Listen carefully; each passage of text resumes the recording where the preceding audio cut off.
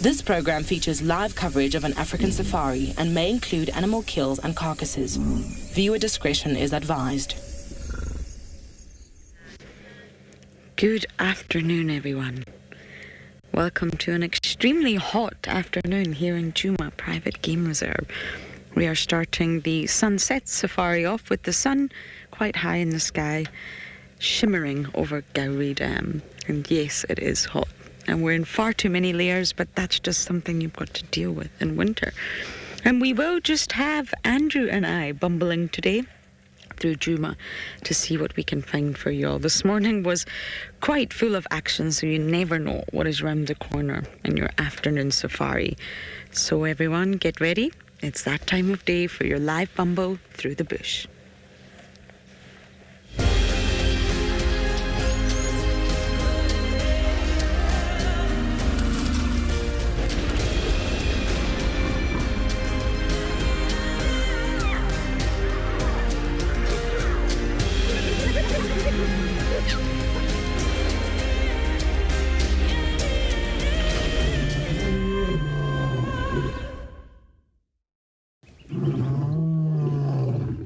Welcome aboard to Wendy, at least, who did visit the car doctor, and she's had her steering fixed, which is jolly, jolly good. This morning was rather strange when you were turning the wheel and the wheels were not following suit. My name is Lauren. I do have Darby on camera once again. Hello. And it is rather hot. I'm not actually sure how long I can sit here for. We may bumble and find some shade, at least for the first hour. 2:30 is very, very early. So I think we will find a dam where we can sit in the shade. And then, I don't know what I fancy doing today. Tingana's definitely hiding in that block somewhere. The Lioness, I think, will have moved. Lots of buffalo around, and of course Andrew had the dogs this morning. Hello, monitor lizard. This is the monitor lizard tree.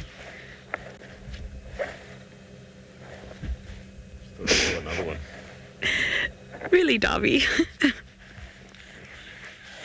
Anyway, everyone, this safari is completely live and interactive. It happens as you see it. And you can talk to us. Sometimes you need to talk to us to keep us going out here. So do send in all your comments and questions using the hashtag WildEarth if you're on Twitter. If you're on YouTube, you can use @FC on the YouTube chat, or you can head over to the WildEarth website. And as long as you've registered, you can submit your questions under the live safari page. And kids, if you're watching, please do talk to us. Do your schoolwork first, but then talk to us. And you can send in your questions via email. And the email address is kidsquestions@wildearth.tv. We want to know what you want to know.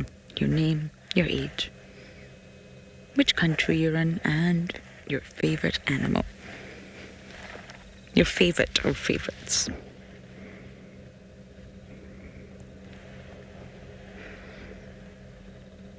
Oh, to be that lizard right now. Is that the juvenile at the other side, Darby? I'm rather blinded by the white glare of the sun.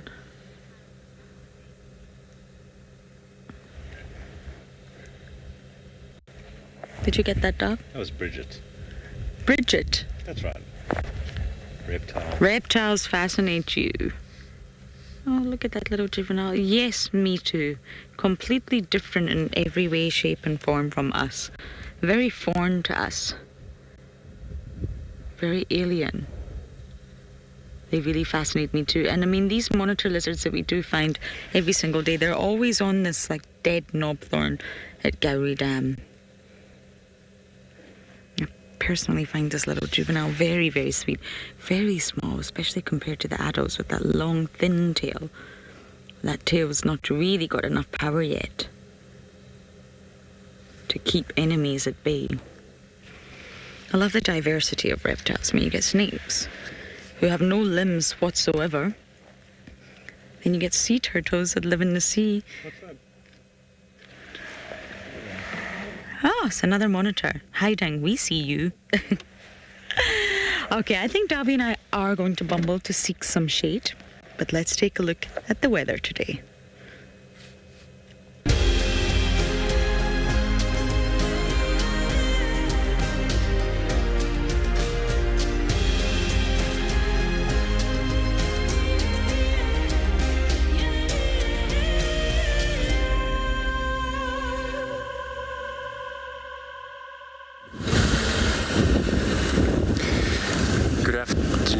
everybody, welcome to Djuma Private Game Reserve.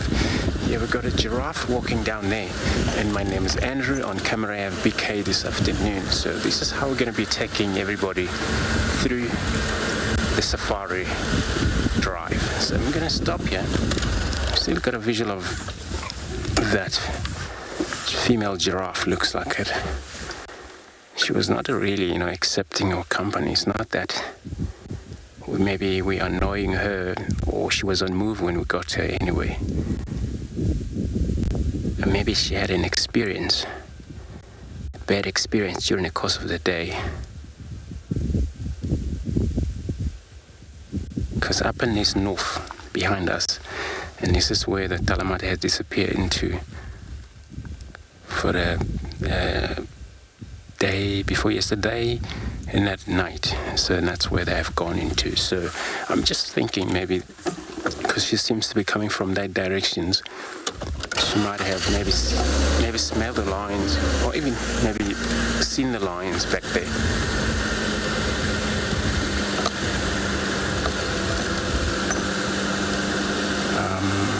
So I'm gonna go down, so see how it works.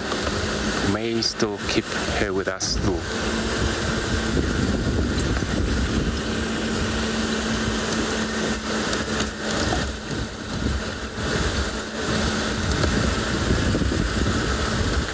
Sure. BK, she's moving away from us. So if she disappeared that way, then we're gonna maybe take another road, which is another road where she's going.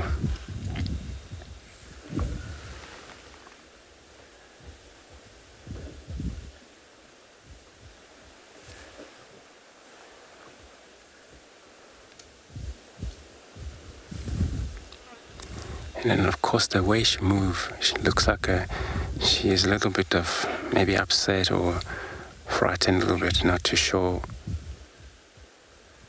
She's gonna keep moving like that until she reach her destiny. Then yeah, she's gone. So I'm gonna go.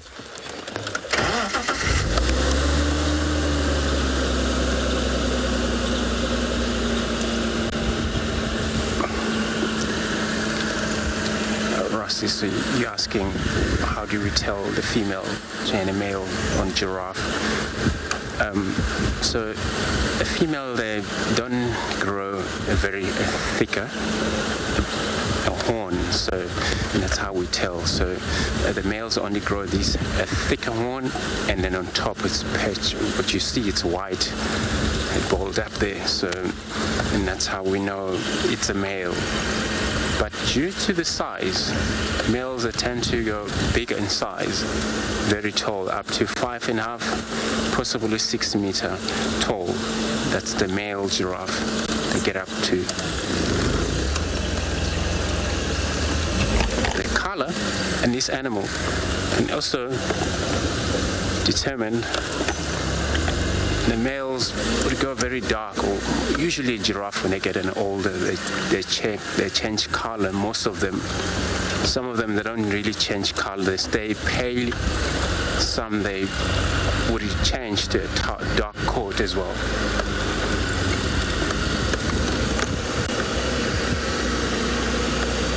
There's no visual of her, so we're gonna try another road back there.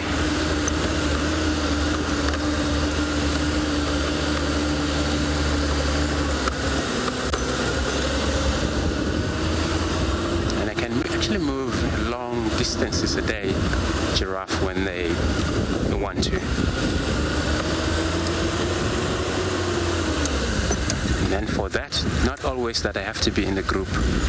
I can separate it quite often because they don't mainly want to communicate using sound, or very silent animals.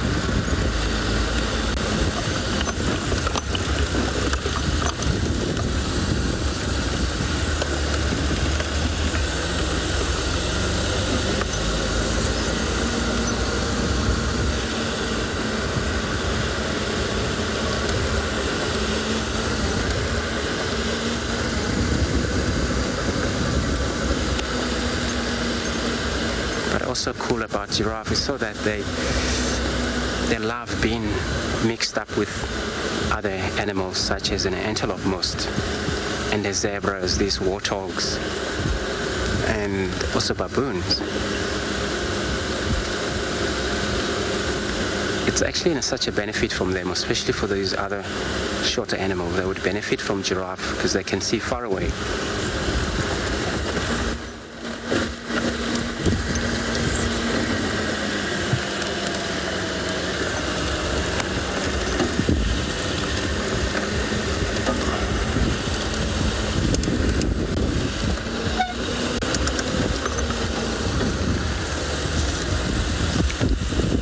So this road is where I hope that female giraffe may come out on it.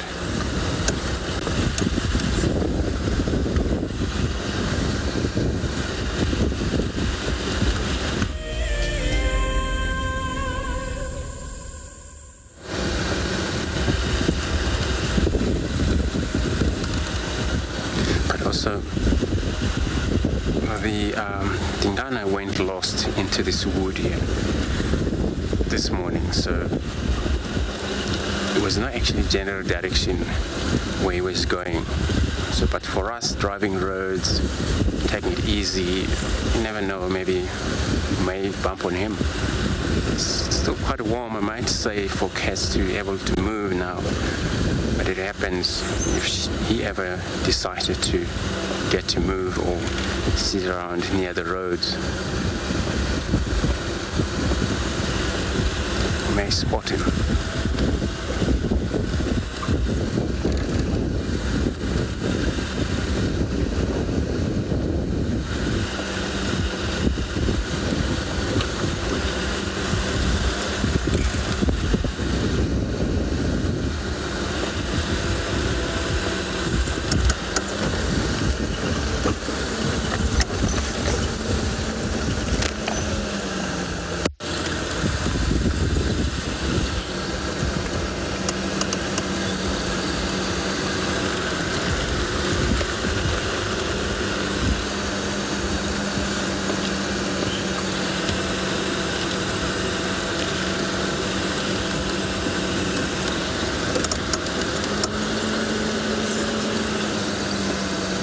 Hasn't shown up yet. Maybe she's still moving between this road and the other one in the middle of the block here, heading south.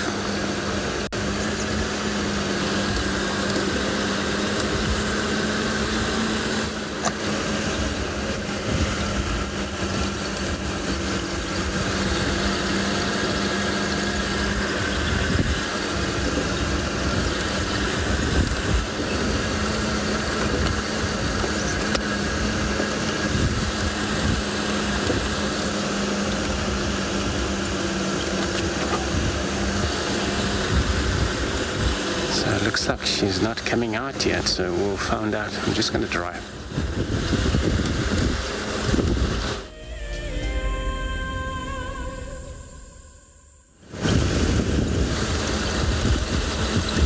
So she's not coming out yet. Is that the lion? We got a female lion back there. So that mound. So everybody, I'm going to have to direct my cam up so he knew exactly where we're looking. So he confirmed it is a lioness, so we're going to moving in there. She was coming this direction. Is it? Okay. So we're just going to see if we can put her on a frame from this far.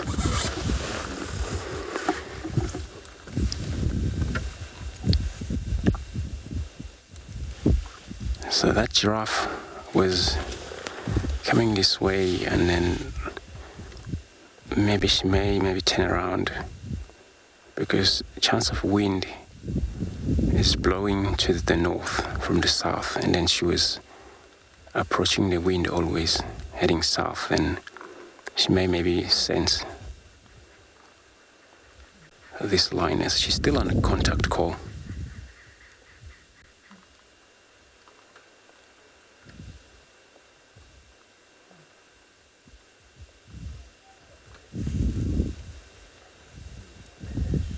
just went and lay down. So we're going to try drive there, get a closer look.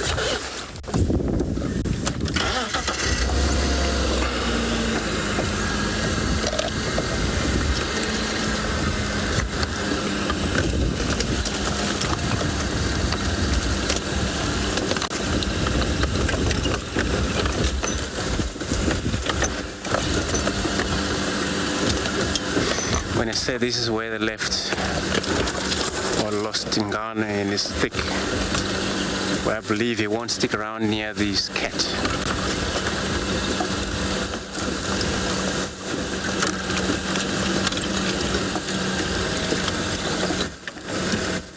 So, Haley, you commenting, saying that what a lovely surprise. Indeed, it is actually a huge surprise for us getting started. And we got a cat. It's so cool. With this time of a day where we think it's warmer for cats to get mobile. Be careful where you want me. Okay, so we're gonna have to go forward and turn around so we see her face.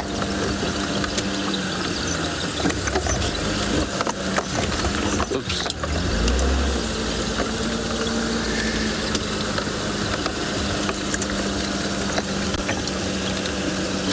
I think for now we're gonna be just stopping here to take a look at her.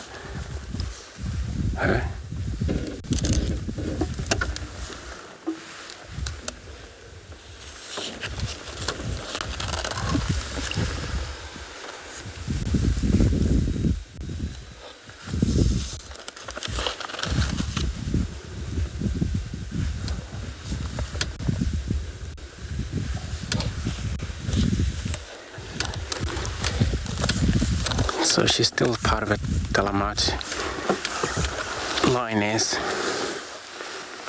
but I haven't confirmed that if it's still the same one from yesterday or is another one, because according to the guides that they saw this bride up in the north, they say a number of them were not there.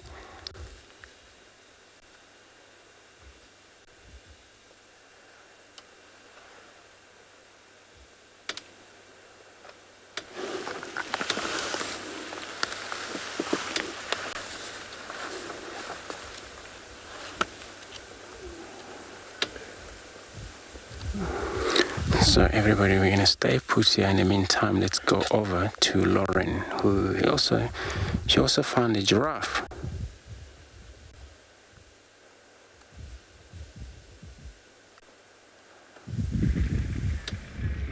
Well done, Andrew. If she's got a little bit missing on the tip of her right ear, yes, the right one, then it's definitely the same lioness, Termite Lioness, who seems to be looking for the pride right now. I imagine it'll be the same female. She seems to just be popping up everywhere. Anyway, we have a giraffe. Hello, boy. We're actually almost at eye level with it. This is quite nice stuff because it's down in the Mulwati.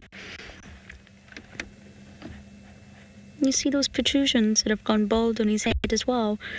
Those bony protrusions are normal. You can see they've also gone bald. Definitely an older bull. And I know Andrew mentioned using the ossicones, but really, I mean, it's very, very obvious when you look at a giraffe. Females are also a lot smaller and they have a thinner neck and just a general... Their body's more petite, especially if you see them next to one another. And the genitalia is very, very obvious. They are really quite different, male and female giraffes.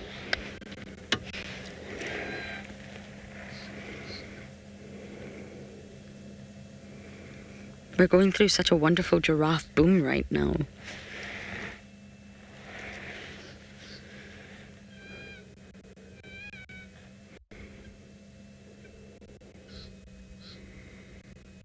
Look at that.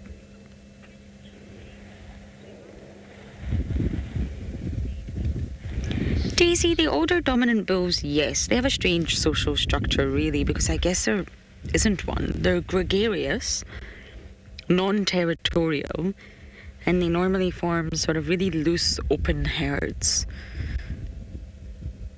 So they sort of say they're a bit physically aloof, but also socially so. They don't really form sort of any structured herds. There's no leaders, there's no matriarchs, nothing like that. And they don't tend to form lasting bonds with their fellows, if you like. Mother and calf, absolutely. But other than that, not really. You will find the more dominant older bulls alone a lot more often, and you'll find the females do tend to sort of follow each other around. They prefer to be in contact with one another for safety. But they're socially gregarious, non-territorial, and just very loose. But the males, they definitely do tend to prefer to be alone.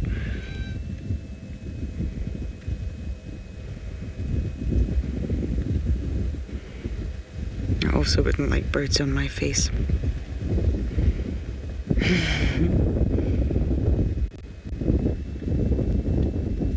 And see, just at the base of the skull at the neck, we're obviously looking at his head. And you see at the base of that skull, giraffes actually have a modified atlas axis joint.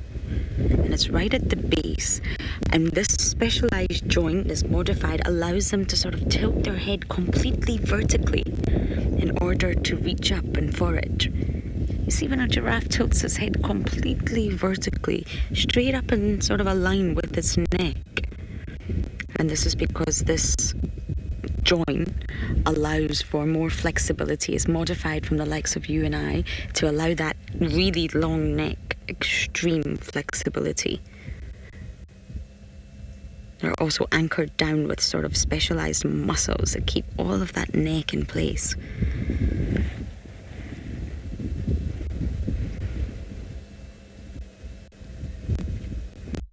So right now the neck and skull is at a 90-degree angle.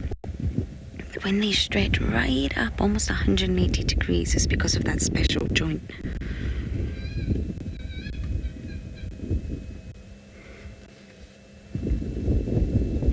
Now we are parked in the shade. I think for the next hour, at least for me, shade is necessary. Hopefully we're going to sit by twin dams, possibly do some birding, and maybe elephants will come by. That's what I'm hoping for.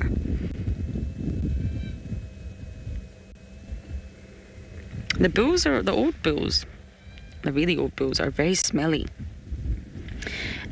And when Jamie Patterson was teaching us about these bulls, she was saying stink bull, but I thought she was saying stink bomb. So my entire career I've called them stink bombs. Completely my own interpretation there. They're not stink bombs. She was saying stink bulls. You can actually call them that because the aroma that they're releasing is really powerful. It's not very pleasant, and it's most likely said to have a sexual function for the ladies, of course. But analysis of the chemicals secreted from the male that makes them smelly shows that it also repels fleas and it stunts the growth of bacteria and fungi on a giraffe's skin. But it contains the same chemical components that make feces smell. So I don't think I need to be any more descriptive of what an old stink bomb smells like. It's a very fecal smell, and it's not nice. It's not dung, but fecal.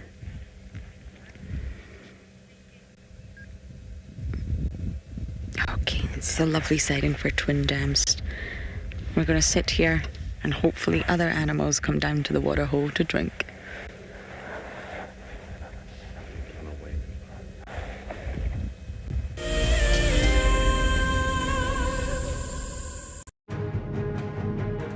One thing that WildEarth strives to achieve is to connect kids with our natural world. One person who agrees with this is Kate, an 11-year-old girl who founded Kids Can Save Animals to help inspire her generation to help mend the planet. Her motto is that kids may be young, but age does not define your impact. Kate is coming all the way from America to join us at Djuma for a live safari. She wants to connect with all of the WildEarth kids, answer your questions, and help you understand that there are plenty of ways that you can make a difference, regardless of your age. So join us on the 4th of August at 2:30 p.m. Central African Time for a very special kids safari.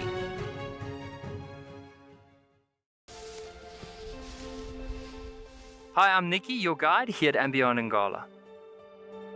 So my favorite animal in the African bush definitely has to be the zebra, because like people, with our fingerprints, every single zebra has a different stripe pattern.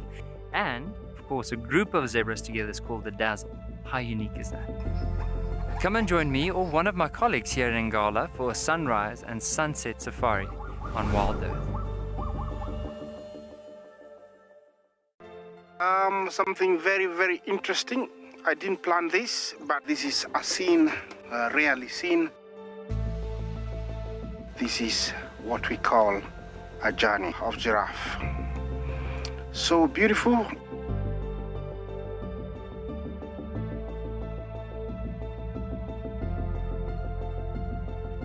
Tune into WildEarth every single day. It's in your nature. Hi, my name is Tristan Dix, and I am a guide here at Djuma Private Game Reserve for WildEarth. We love connecting you to the African bush, and we always look forward to all of your questions. If you want to ask a question on WildEarth, you'll need to register on the website. Once registered, go to our live safari page and submit a question below the live feed. Catch up with me on WildEarth.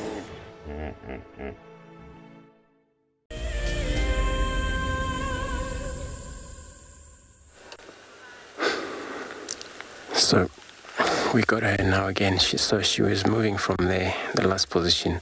Now she got herself on top of the mound, Termite mound.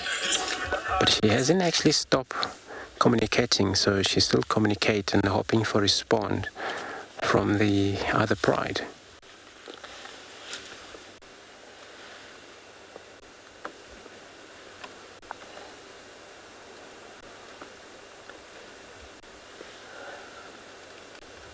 Now she worried that once she missed the pride for a long time, she may starve if she don't come across anything that she may kill or steal from the other weakest cat.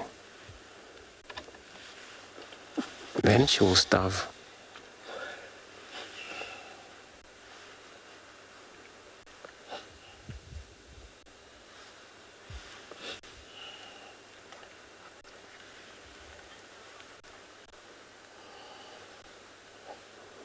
Look, so you're saying she found the pride. She will eventually find the pride, and then I'm just not too sure how far she went north from where we lost her last night. And then they were even far north from where she were. So, but in this position here, she got herself closer.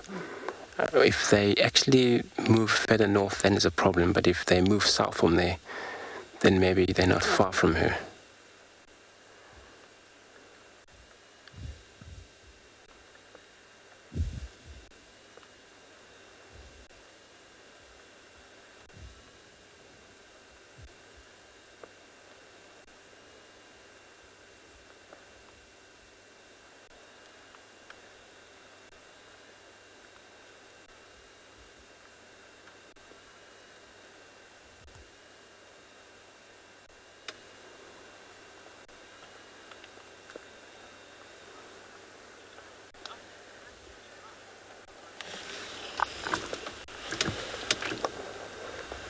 Vodka. So you're asking would the lions hunt a giraffe?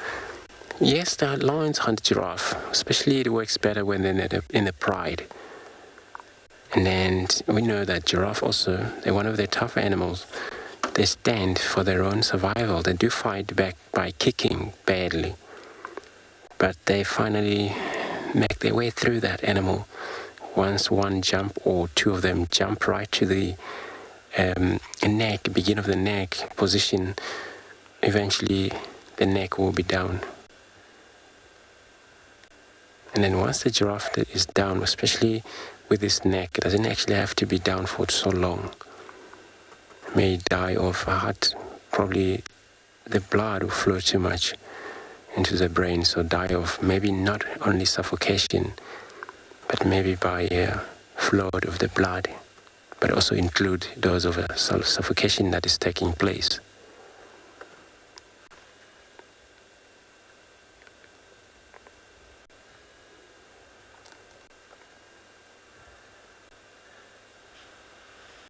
In some area, giraffe that would deal with, the lions that would deal with such giraffe, they'll learn enough that they chase animal into either very dense bush, where not really, it's impossible for giraffe to avoid all of these bent, thick branches in their net.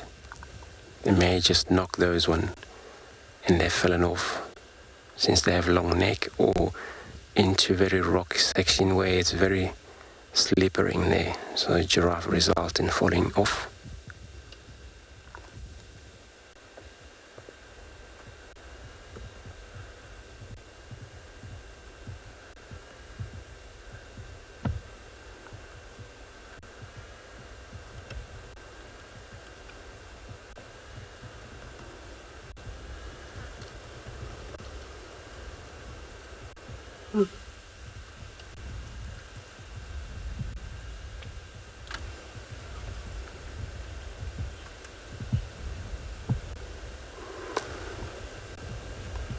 So they keep commenting that she's so beautiful. She is beautiful, and just saw that when she was just getting up into this Termite mound, and then she's still a healthy looking cat, so, and she will be, because the Talamati, she's from the pride that they're actually very good and they're all healthy in condition. But it seems to be actually separated away from the duck mane for now. And then the last time I heard, he was still separate from them. So I'm not sure where he is.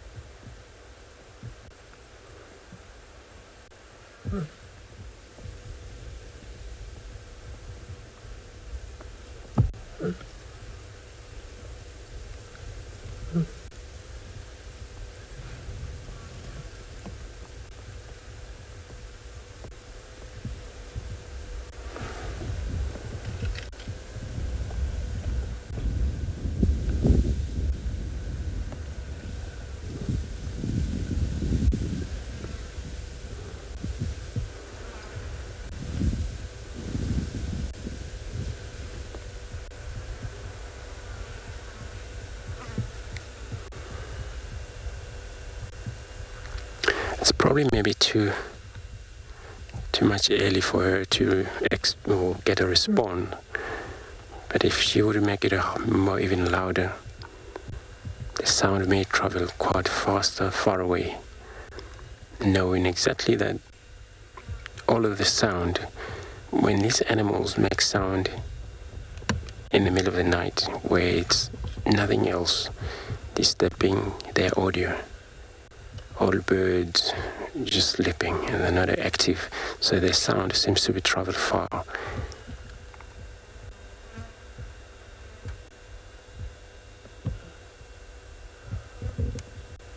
I'm not sure what she's looking, probably above the air.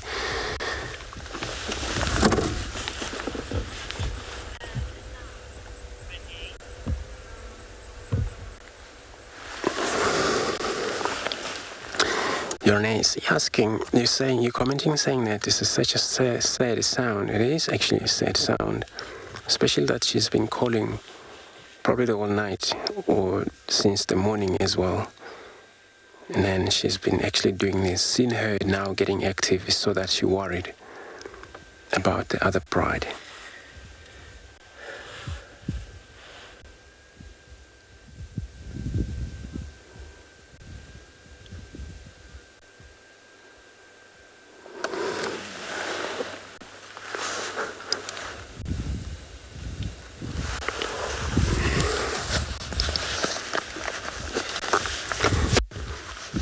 She's still looking around here. We're just gonna see.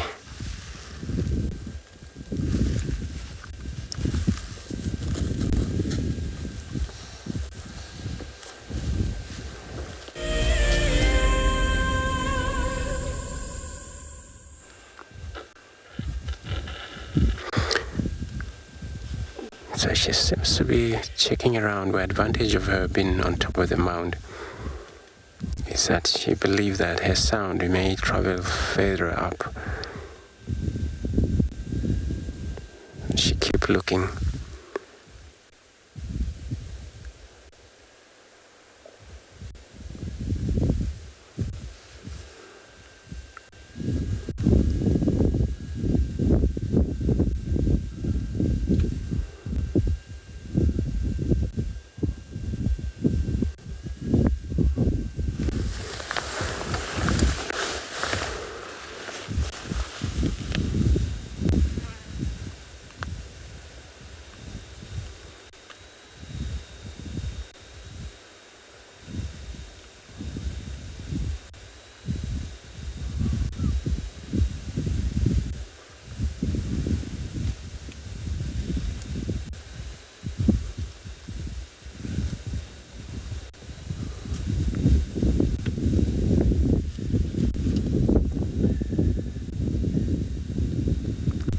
Yeah, she may continue move again, maybe down, we're not sure. She may push more north. And then when she does that, we're not far from the northern boundary of Beverly Souk. So she may cross over there. Whether they pride, they're in Manyalet at the moment, or whether they're somewhere there, nobody actually find them this morning, I believe so.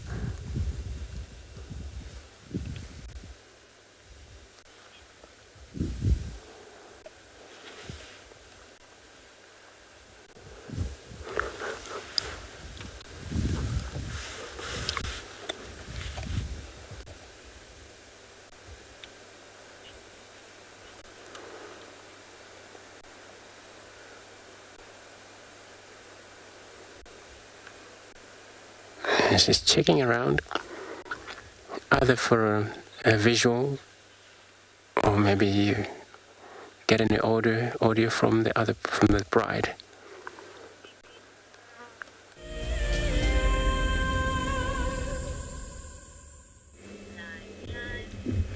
I'm doing a really terrible job of finding shade, but I have found Matilda. Hello, Matilda. The exact same position as the other day, just above the nest. That's Andrew. Above the nest. She's not actually on the nest, she's on the branch that's slightly above the nest on her usual birthing knobthorn. This is where we found her. But she's always here. Or he. Maybe I'm just hoping that she's a she. I'm so glad we still get to see her, but I often think she looks lonely up there. There we go. Doggy's giving you a view. This is the area. Always find her. She's on one of these trees. But recently she's been back on that branch that sits right above her nest. And I mentioned this the other day, but battaliers are classified as vulnerable, so they're on that sort of red list, the IUCN red list. It's not always terribly accurate in terms of, for example, there are now 4 species of giraffe classified through DNA analysis, but yet the IUCN red list just lists giraffe as one. So it's not terribly accurate, but it's a great tool with lots of useful information. If you ever need any sort of information on any species, you can type it in and get information on limpets and mussels and fish and crabs and birds and all sorts of wonderful organisms and lots of facts and figures, the IUCN Red List. They do say that more than 30,400 species are threatened with extinction. out of all the categories of animals, so you get amphibians, mammals, reptiles, sharks, corals. Corals are animals, crustaceans. The one that is most at risk and threatened, or the category that has the most species threatened with extinction, is what? I'm wondering if you can guess. At almost half, it's amphibians. That's your frogs, naturally. Those with the two-phase lifestyle. The next one, your sharks and rays. And just below that is your corals. It's a really interesting tool. They release lots of articles, and I totally recommend that website. But basically there's a scale, and battaliers are listed as vulnerable. Their populations are decreasing. So seeing little Matilda like this is just, it's joyous.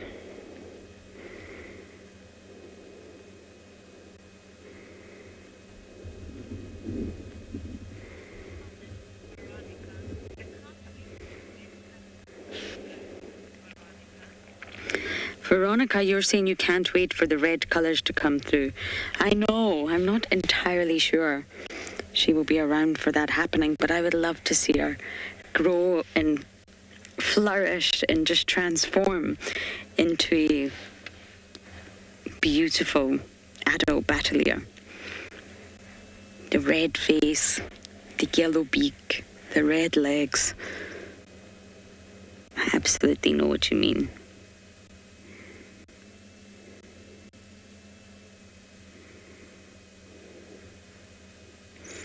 She's just very sweet. You can see that she's trying so hard to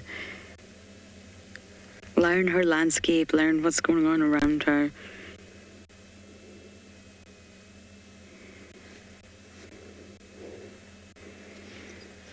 I'm using the she now and again.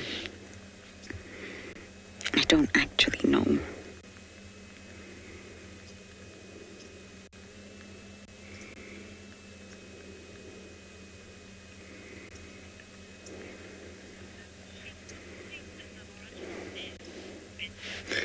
Benson, I don't think so. I really don't. I mean, I guess she could. Mom sits in there, so she'll fit in there. But I don't think so. I think she's really moved on past that phase, and she'll roost just in the branches of trees. She'll find her little roosting spot, and that will be her. But she will fit in that nest. It's a lot bigger than it seems, especially when we saw Mom and Dad one day both standing on it when they were obviously getting ready or incubating. I don't think she uses it. I'd like to see her in it though, Benson. I think that would be really sweet. And I'm sure many of you are wondering why battaliers are listed as endangered. I didn't even explain that, but it's mostly due to habitat loss. That's a big one. Obviously, a lot of habitats across the world are being destroyed for human use. Pesticides, that's really affecting battalier populations. And capture for international trade. Battaliers are traded across the globe, I'm afraid. And that's the three reasons, or the three main reasons, for the battalier populations to be decreasing.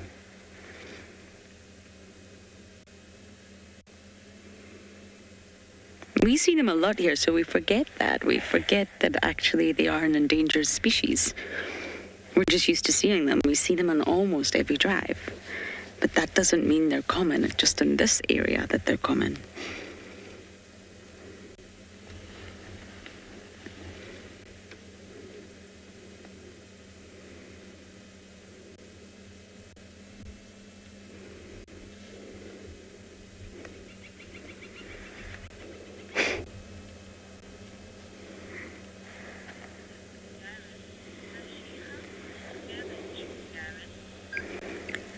She's a hunter, and she will also scavenge. They are both hunters and scavengers. But they're excellent hunters, incredible eyesight and accuracy. They'll normally, the main sort of bulk of their prey are small birds, smaller birds, reptiles, and very small mammals. They normally sort of fly the skies for anywhere between 7 to 8 hours a day looking for food. I don't know if Matilda's quite taken to the skies for that length of time, but they will also scavenge. If they come across carcasses, they'll swoop down. Normally they take the eyes, and they will also eat carrion.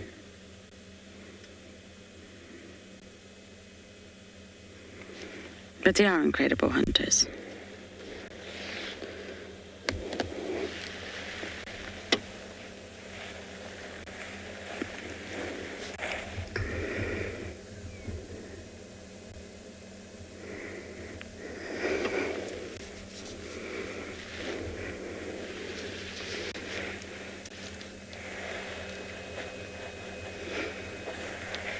Matilda, thank you for being here today. You take care now. We are going to bumble a little bit along the southern boundary. I didn't hear any updates from the south today. And see what we can find.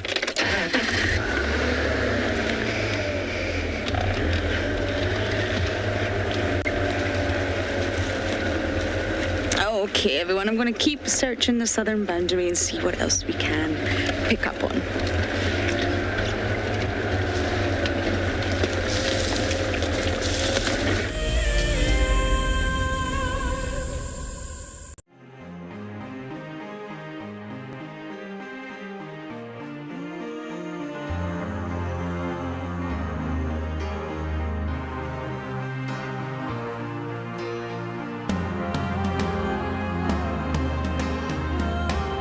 Suspended above Kenya's Masai Mara is a breathtaking lodge where unrivaled service goes hand in hand with extraordinary wildlife sightings.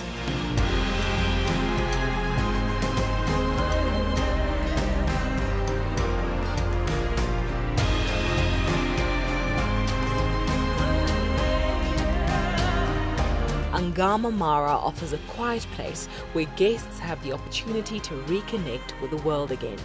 Sign up to be a WildEarth explorer before the end of July, and you and a friend could win a 3-night stay at this award-winning lodge. WildEarth Explorers, it's in your nature.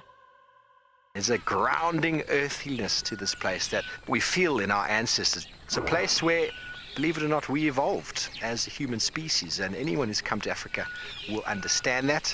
The connectivity that the continent has to the person and to people's souls is next level. I'm thoroughly looking forward to taking you on your next adventure when we explore all the small and big things.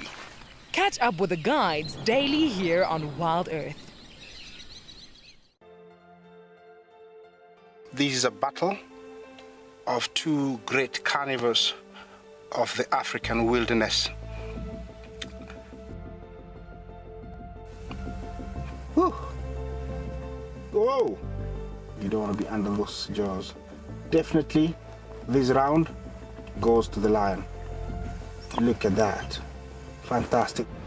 Expect the unexpected here on WildEarth daily. I'm Nikki here at andBeyond Ngala in South Africa.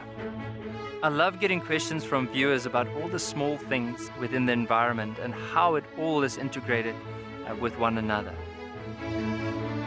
If you want to ask me any questions, please simply register with the WildEarth website, head across to the Live Safari page, and then post your questions there. I'm looking forward to chatting to you on my next WildEarth drive.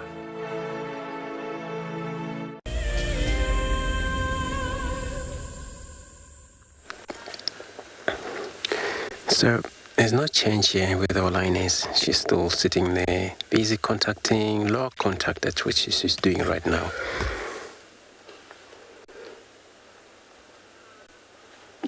There is no response. And by look like where she now mobile in this time of the day.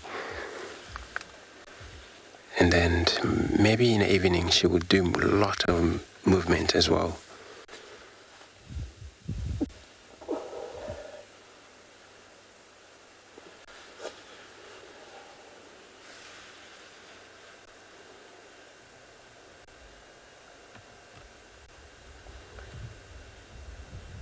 but it's a chance she may kill her own prey.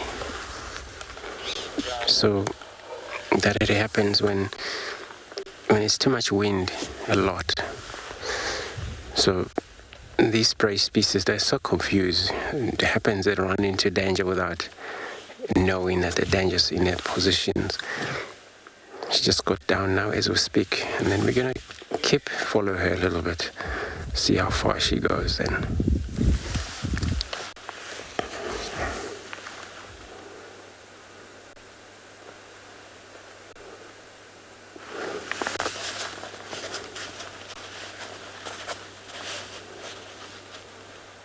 But now she's so heading west, and then it was actually a buffalo in this area this morning. I heard she was attempting some of the buffaloes, and then now they have gone, probably maybe far from here.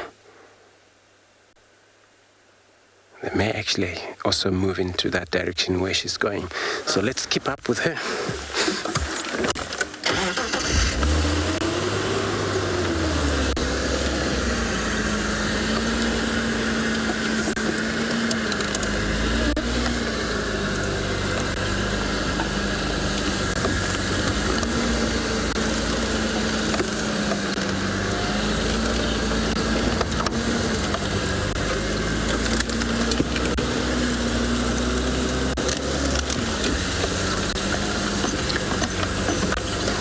So you're asking, would you the pride be looking for her also? It had to depend.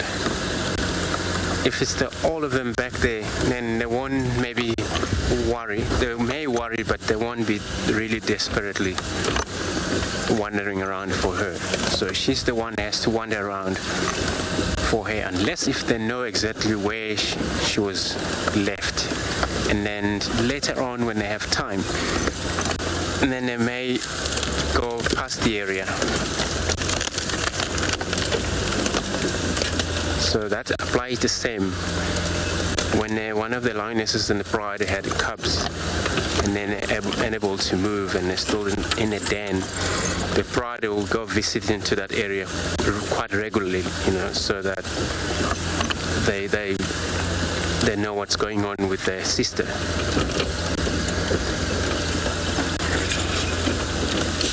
But in this situation, it's very different. She's not actually left behind because of the result in limping or any diseases that is interfering in there. So it's probably just lost in the hunting. Sorry.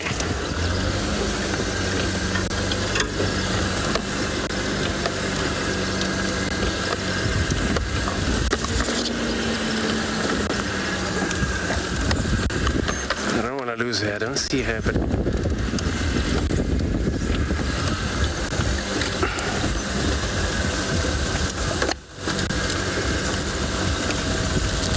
so Nazarene, you're asking how long can she go without eating? So lions can go for a few days. So we still can see her moving through. So lions, those leopards also, can go several days without food. So 7 days will be very hungry from there. If they don't actually have something to eat after 7 days, and then they will go skinny very much. So yeah, so 4 days, 7 days roughly, they're gonna have to find another food again.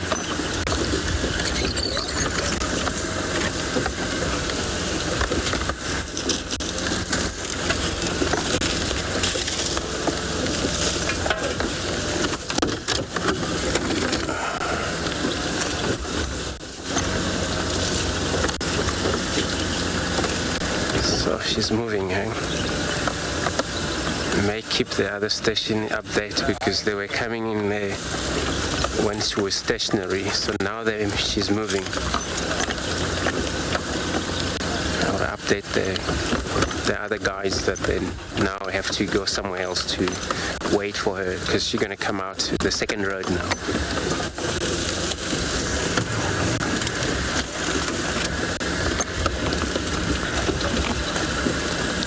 Station this is my Ngala Mobile West, so the best approach would be North Sandy Patch there. She's still heading west, directly west.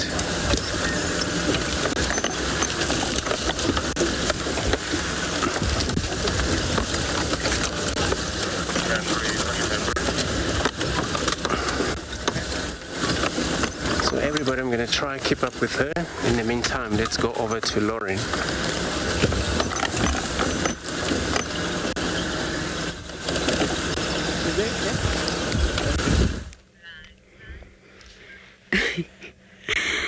Oh, you guys just looked up right on time. Why are you being so obliging? Animals are not normally this obliging. Live, and they both looked at the camera. Thank you. Beautiful work. You guys should be actors. I wouldn't be a bumbo past cheetah cut line right now if we didn't see zebra. They're the icons of cheetah cut line now on the fire break. They love the fire break.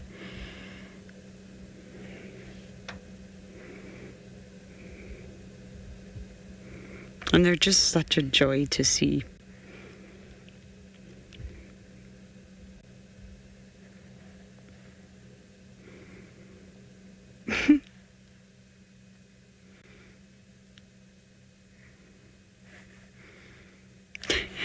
Okay, now we're really posing. Got it.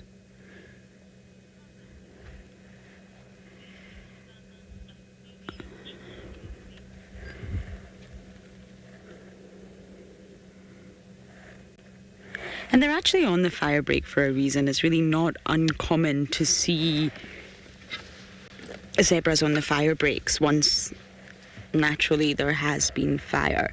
In the summer, we don't burn. There's no controlled burns. And of course, far too much moisture in the air and the vegetation is far too moist. So naturally, no fires need to take place. Fire is not a hazard in summer. And the fire breaks are thick and lush. And a lot of people say, well, why on earth do you call it a fire break? It's only really in winter that you get the sort of idea that, yes, it's definitely a fire break. And this is where the fires happen. Control fires. Very controlled by the Sabi sands. Davi and I actually went live with them, didn't we, Dav? Yes. Yes. That was quite an experience, I must say. And both wildebeest and zebras, believe it or not, are actually found in areas that have been burned. It's really common to find zebras in areas where there has been fires. They like really short shoots of grass. They have preference for sort of which grass they do eat, and they do prefer the short green grass, which may flush after a fire, or even the first rains of summer. But right now we're not in summer, naturally we're in winter. So they're looking for any sort of flushies of grass that may be reappearing. The soil will be very nutritious now after the fires. And that's exactly why they're here. It's not a coincidence.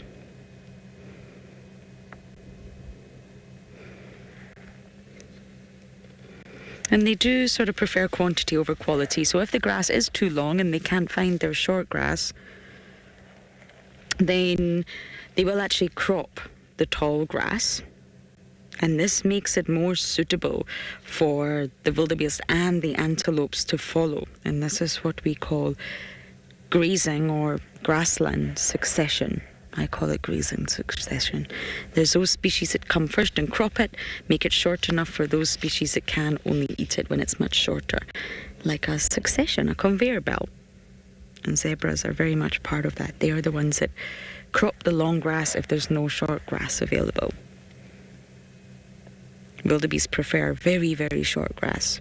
They're quite fussy. And they're actually found in association with zebras for that reason, because zebras can really chop down that long grass and make it much shorter. Someone was asking, I didn't catch the name, if one of the zebras was pregnant. I didn't notice that, I must say. Fiona. Zebras do have terribly large round tummies. And this is normally from gas. Lots and lots and lots of it. Yes, you're very gassy beings. We know this. They release gas often and sometimes give themselves terrible frights. They don't know where the noise is coming from. I don't actually know which zebra you were referring to, but I didn't pick up on any of them being pregnant. I'm having a scan now. Their tummies always look really, really round. They're hindgut fermenters.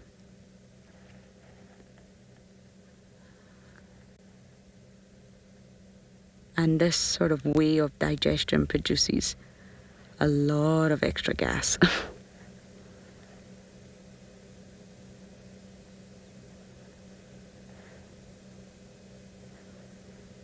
I think I see the one you mean, yes. I think that one on the right is the one you mean. She definitely does look a lot rounder and a lot more bulbous than the others. Potentially, I'm really not sure, but I see why you asked that question now. She looks very heavy on the underside, slightly awkwardly so, rather than round and shiny and gassy like the others. But I'm not sure, Fiona.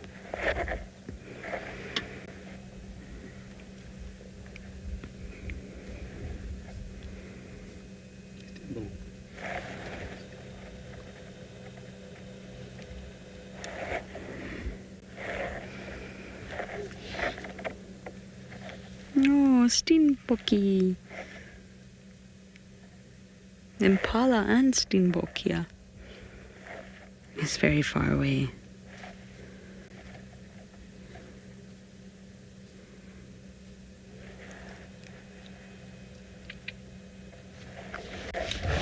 Okay, we're just going to continue checking Gowrie Main. I want to pop into the Mulwanini and see if anything is happening down that side. And then hopefully we can get into Chitwa. Once Chitwa go out on drive, we can jump in. It's very impolite to enter a property if they themselves are not on drive yet.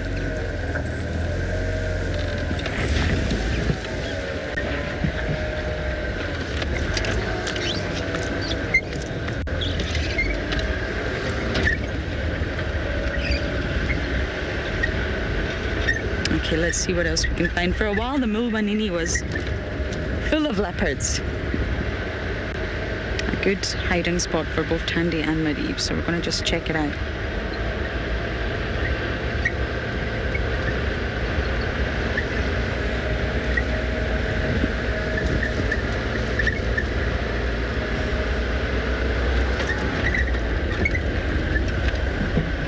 I would like to see Mareebs.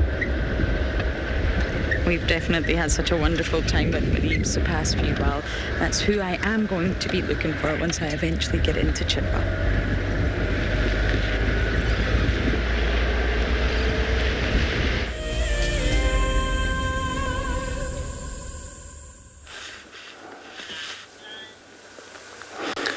So we still got our Lioness.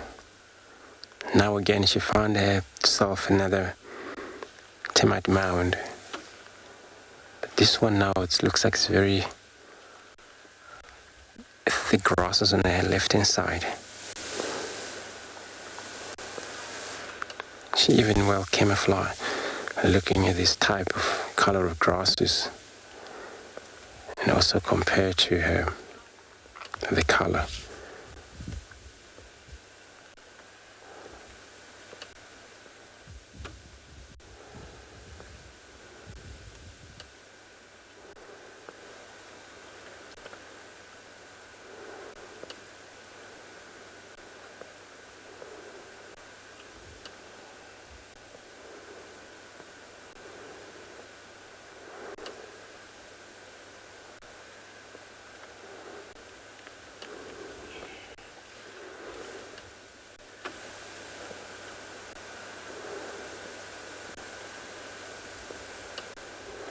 Good afternoon, mobile station.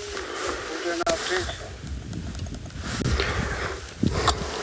And then she's still looking to the north.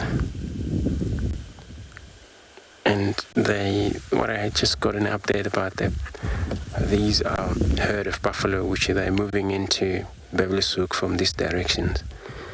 And it looks like she's in the right direction of following behind the buffaloes.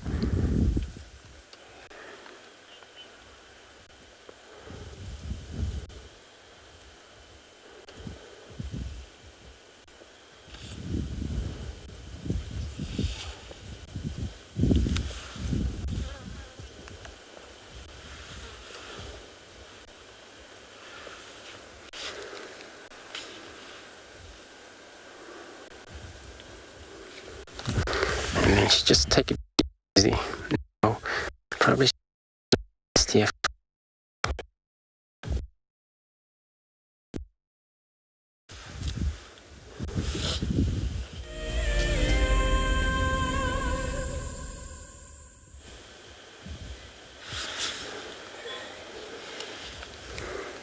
It looks like she's just gonna go very relaxed on top of this mound with these grasses on the other side of her. Just well camouflaged. That's what it provides, so it's actually match her color as well.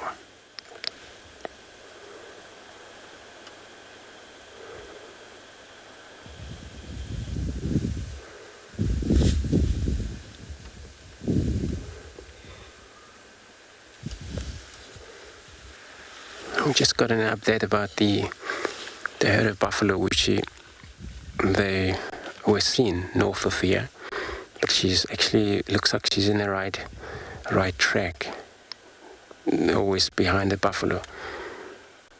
The reason for that is in case there is the weakest one that cannot move. Even they take care of one another, these buffaloes. But it's a chance or a little mistake they may make. She may get lucky with one of the young one, or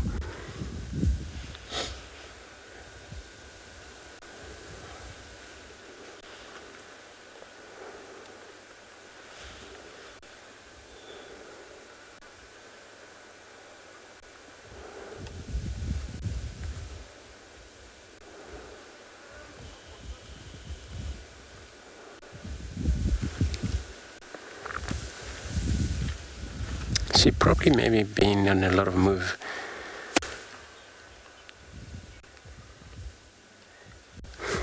So, Derek, I understand you well that you're asking, could she be sick? Not at all. She look healthy. She's not actually sick.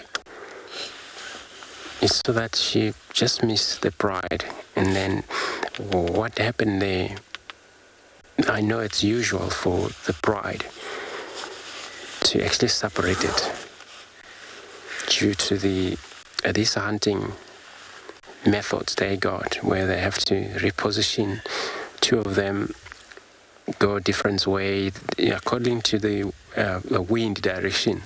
So, but once they don't actually reunite after that chase they're taken, and then it results in maybe one or two they may be left in the action.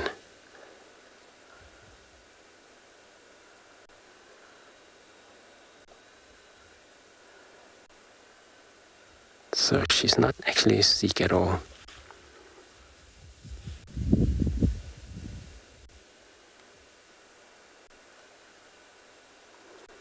Usually with the lions that are sick, easily to tell with this color they got, because golder kind of colors they got, ginger color.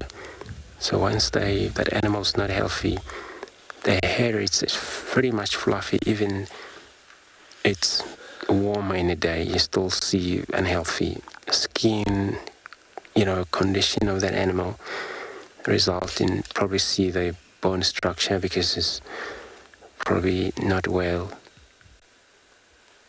But this one, she's very well.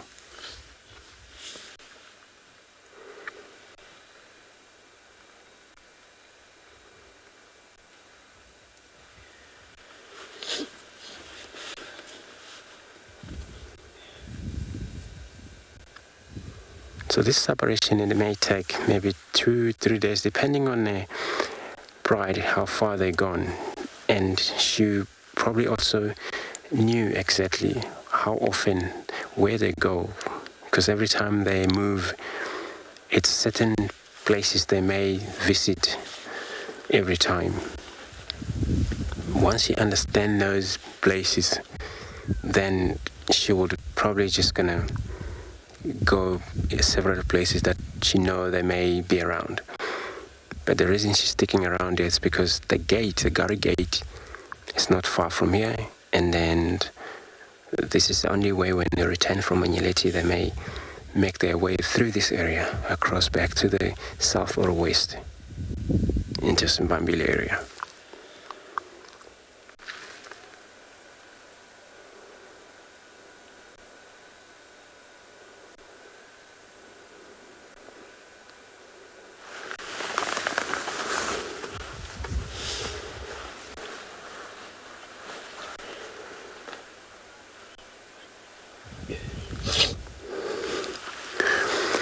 Yeah, so you're asking would the wild dog been close to her? No, unless if they actually been moving during the course of the day, where they were left, and then but it looked like they're gonna go to the west. Already they were across that border line, and then she's far where we are now.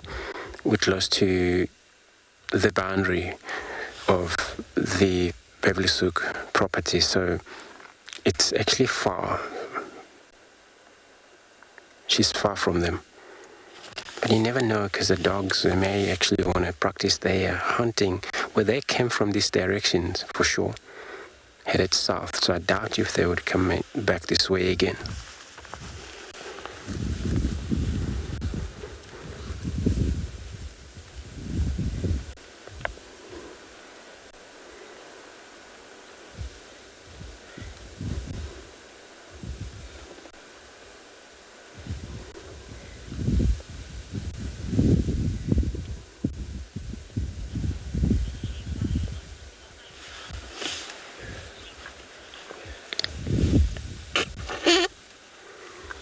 Justin, so you're asking, does she lie on the mound for warm? Not really. What we've seen here while we're following her, she climbed this mound and look up.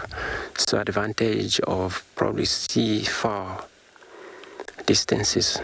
And then if she were able to make a hair contact loudly, and then that sound, it may travel far because she's actually in the advantage of a height point.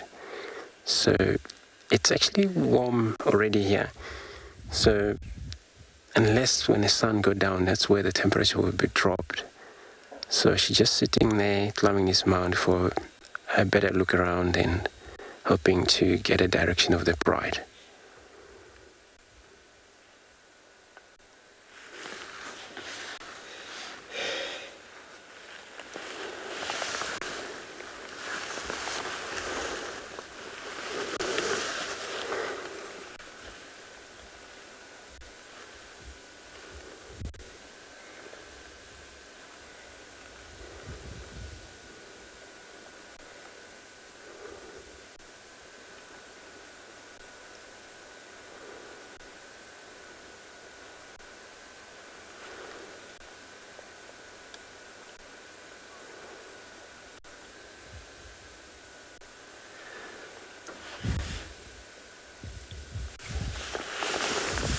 And now she just went down very flat there. But they're amazing animals, such as a cat. All of the cats, they are, when at rest, so they're all hearing, it's all active as a normal. So anything would make sound, she'll react to it very quickly.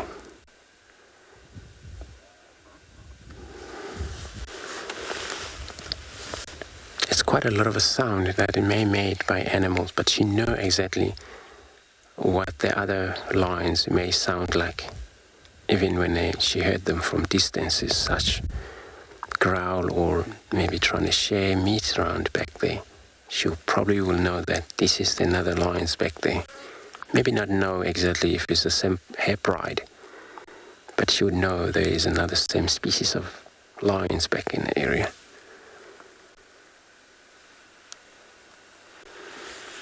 Oops.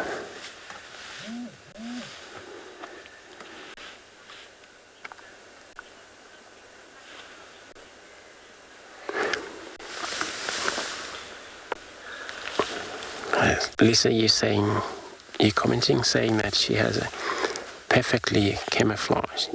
Indeed, she is looking at these grasses. Sorry, everybody, I'm gonna just talk to the radio. Someone trying to get into this position, but it's very densey. Stand by, over. Sorry.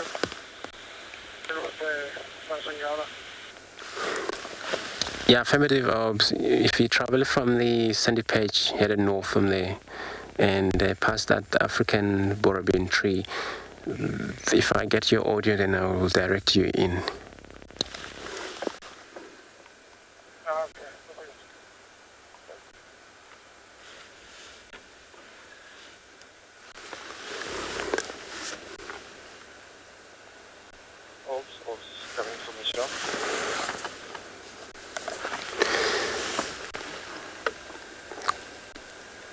But these mounds provide such great work for most cats, not only the lions, but different cats such as, leopards. Also cheetah that would use the termite when they're on a hunt. And then also such an antelope like a kudu that would use the termite mound for a better view around. Especially if it's very densey like where we are now. It's covered with tall trees and all of these grasses. Once that animal doesn't really trust, they would climb such a mound like this and then look around themselves and then just to make sure it's safe.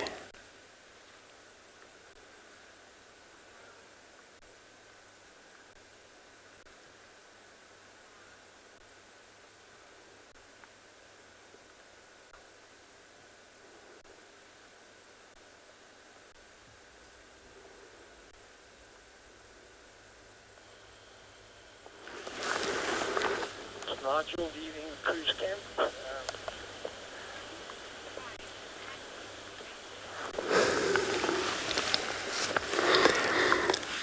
Benji, so you're asking with the difference bride I took her, they would actually got to go for her, and she would also cannot stand a chance for another arrival of the bride in this area. Knowing this, their territory, there's quite a lot of time that's overlapped. She wouldn't know every time if there's a bride, which one might be. They might maybe just stand distances and look at her as she run or chase, but it won't be any of a killing situation would happen there. But they would probably gonna chase her off.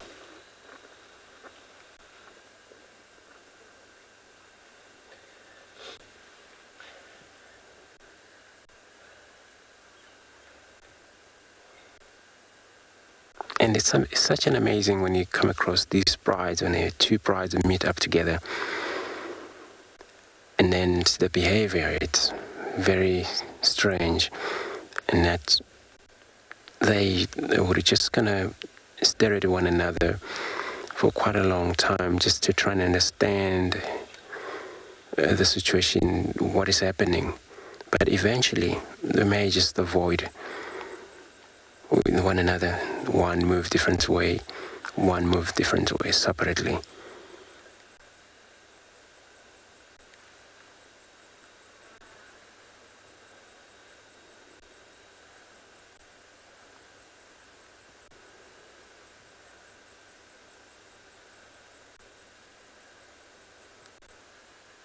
And those are the female bride may do that. The males, then it's different, where they wouldn't really appreciate another male coming into the area. That it would be a serious charge and fight for those males.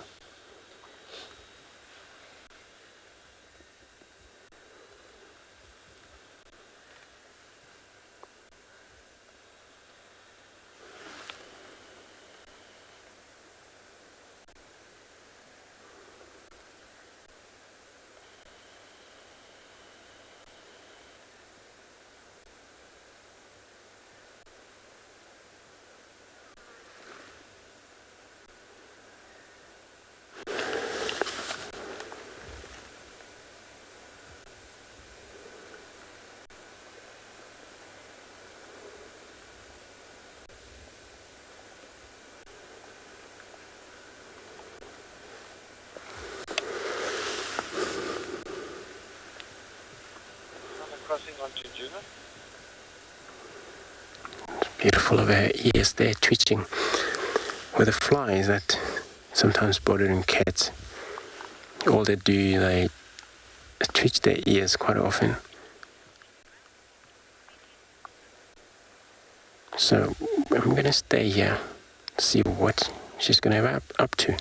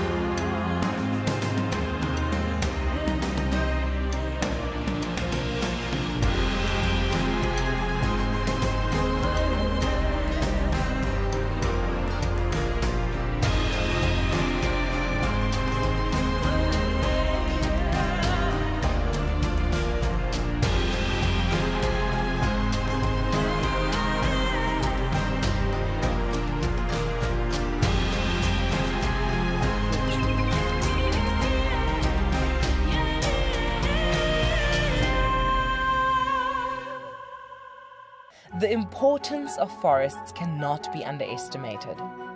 Over 1 billion people live in and around forests, depending on them for fuel, food, medicine, and building materials.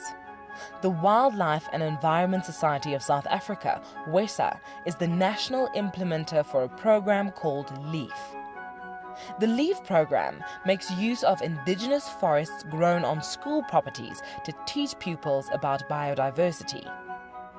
This directly instills a sense of ownership of the natural surroundings and reconnects children with our biomes and heritage. WESA needs your help to bring nature back to schools. Ask your school to join the program through the link on their website. Together with WESA, you can help take this incredible program to schools across the country. Looks like it's a very difficult climb because every time it tries to climb, the ground is breaking, so it slides down. But it's the only one. Look at that. That is a call of desperation with a cub. It's like, what are you doing, mommy? Oops. Oof.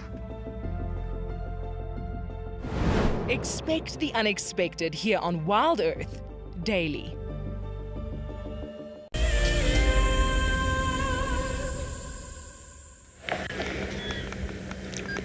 We're on Chitwa right now. And there's some dwarfies. Get a little bit closer. They'll run away, but then they'll come back out again. And apparently there was a young male leopard who was chasing Giraffe this morning.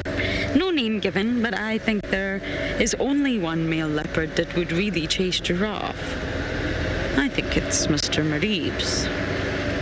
I don't quite know where he's gone, but we are going to scratch around Chitwa. I'll see you guys. Please don't run away from me.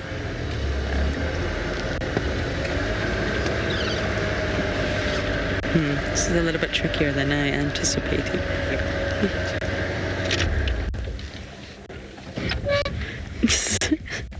Sorry, David. That was me letting go of the brake. Let's see if the dwarf mongoose come back out.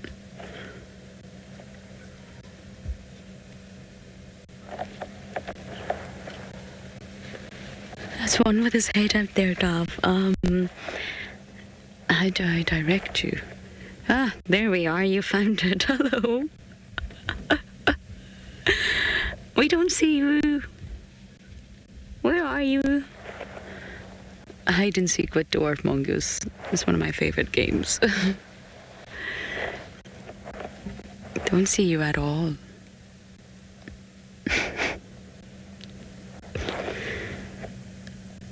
They're so sweet when they're like this.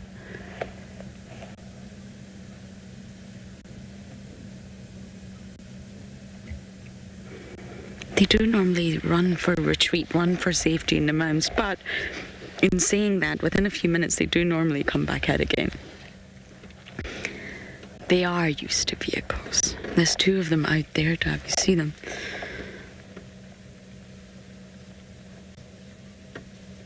See, you're coming out now.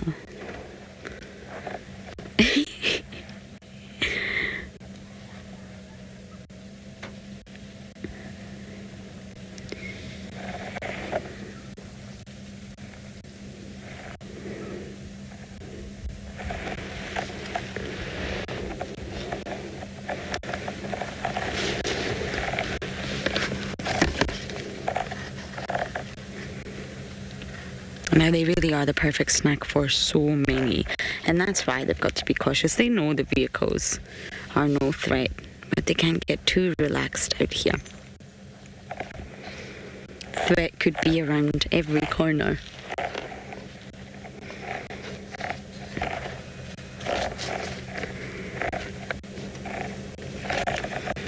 Hyenas, civets, leopards, birds of prey, snakes.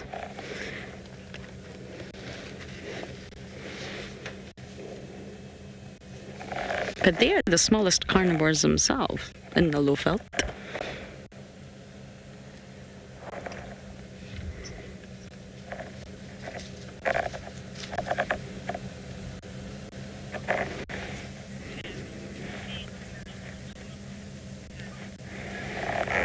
Karen, they are adorable.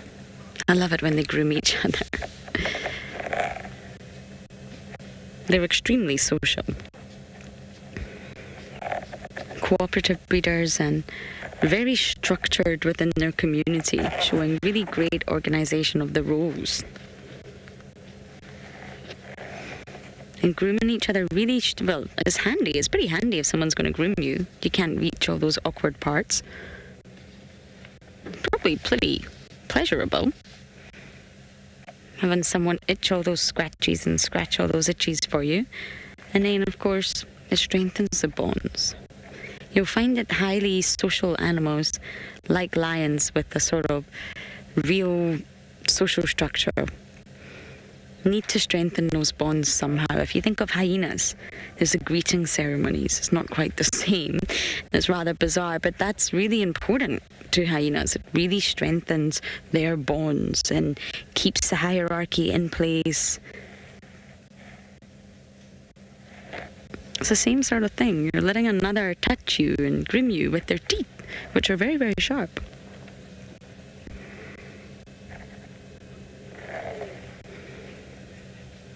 But sometimes they make me feel itchy when I watch them.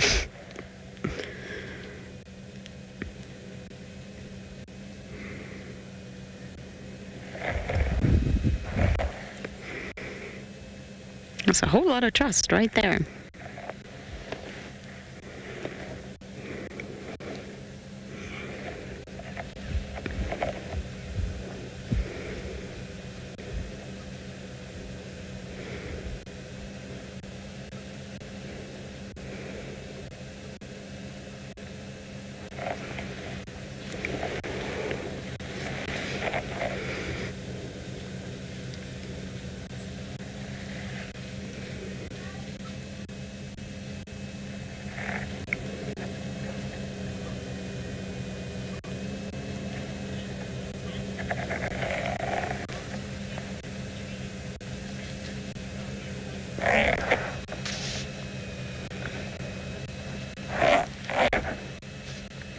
Samantha, you're 12 years old and you are asking, can they climb trees? I believe they can, but they don't really, if that makes sense. If they really need to jump onto a fallen log, they absolutely will, but you don't see dwarf mongoose up trees. They're very much terrestrial and ground dwelling. That's where their mounds are. That's where their sort of burrows are. I believe they can, though, but you don't see it out here. They're very much ground dwelling.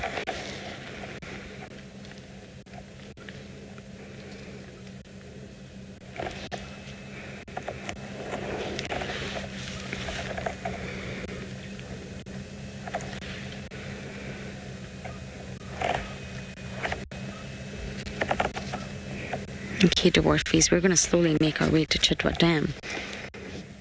I want to see if we can get lucky here today. We spent quite a lot of time here yesterday. No such luck. It was very quiet. Apparently a lone lioness was also found. There are two Talamati lionesses that seem to have been left behind from the other night. One is with Andrew, and there seems to be another one, both from the Talamati pride, that have just separated. I wonder if that was also why we didn't see any signs of Mareebs yesterday. The Talamatis were gone, but there was another lioness around.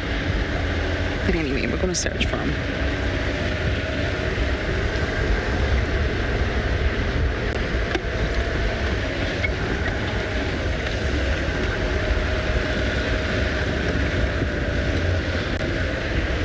Michael, I believe we all got distracted this morning with Tlalamba. I know that Finotti from Djuma, they sort of followed her tracks for a little while, and no such luck. But if she was heading south on Twin Dams, it would not surprise me if she's crossed Gowrie Main. I obviously found Tingana this morning, and then Andrew got very lucky with the dogs. But it wouldn't surprise me if she's crossed Gowrie Main and she's already in the south somewhere. But I will try and keep you up to date if we do hear anything on Tlalamba. It's very hard. We get these dam camp updates, but normally the sort of animals have moved far by that point. Unless they're sitting on the dam wall. They're already very, very mobile, but I do believe Finotti tried to follow up this morning. We split the roles, if you like. I went after the male leopard. Andrew went for togs. Other people checked for Tlalamba. Other people checked different areas. That's what we sort of do in the morning once we jump onto that game drive radio. Could you copy about the copy that Elvis found on safari there by Nocturnal? I think we'll get better views around the other side, Dobby. What do you think? Yeah. I like coming to this side of the dam. This is the southern side. But you just very often get lucky with unusual birds here.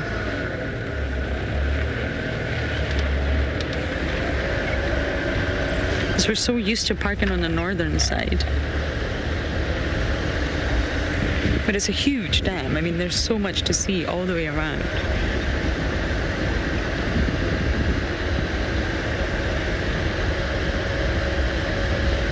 We're just checking this drainage here. The famous drainage where you very often find a leopard.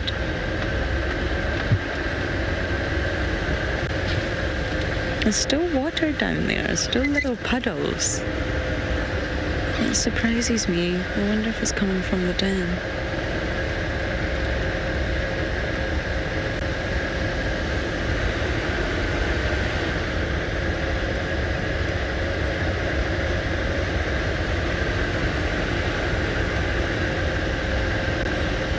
We've got Mareeb, Shasha and Simba using Chitwa. Young male leopards.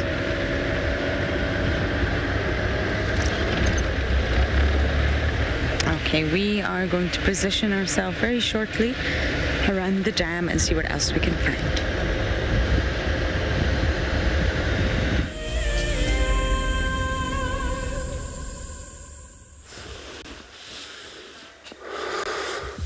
So we're still sticking here with a single lioness, and then she just went very, very flat there.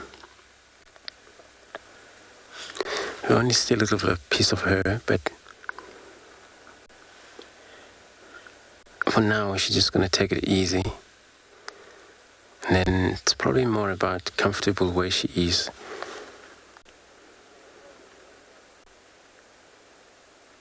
And this pride, it has spent a lot of time up in the west, where in the Ratus in that area, Simbambile also.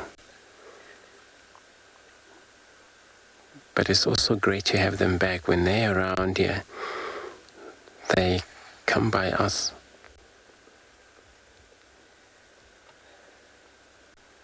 And they're still taking care of these old portion of the land here where they still belong to them.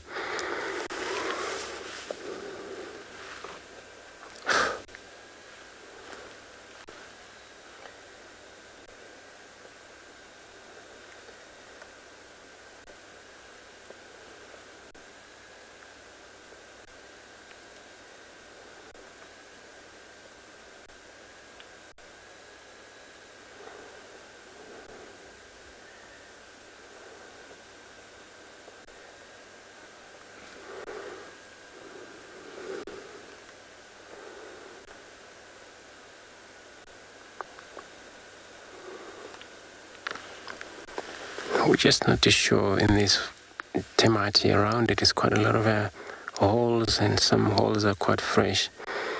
Maybe it's actually in use by type of warthogs, where they might find it difficult to return back here if she don't leave this spot right now, because they may need this burrow for the night.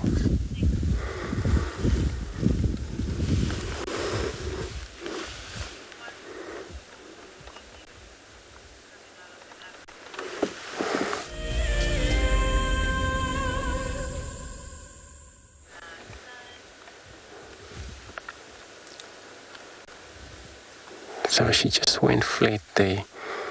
All we see is the grasses. But the time I drive around this mound, I've seen a lot of excavated, where it looks like it might be this termite is in use by type of warthogs, which, if is that the case, they might find it very difficult to return back here while she's around.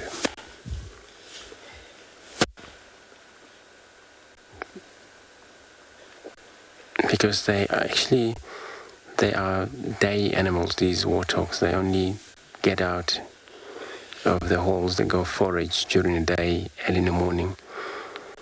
And then once it's dark, they're going to be around their position of the home side. They can sleep for overnight there.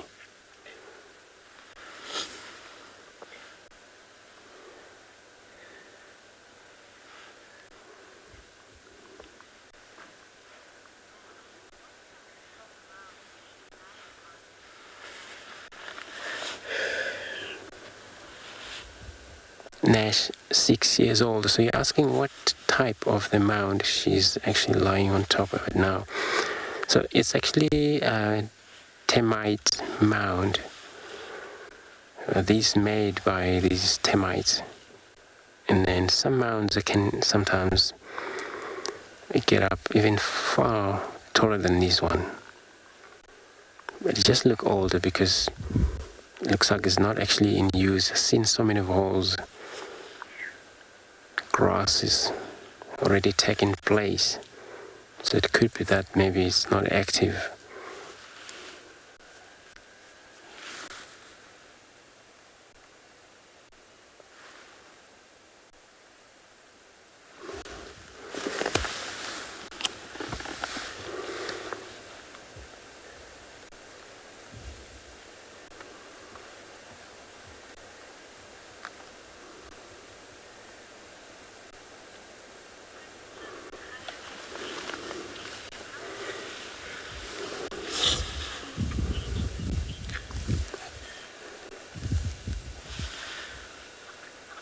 Kylie, age 13. So you're asking how old do you think she is? She must be about 3 years, somewhere there. Old. So, but she's actually good enough to not to bother by hyena even she's alone.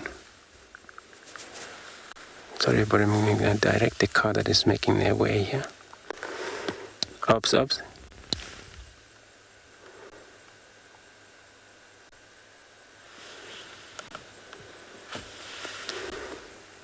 Aubrey.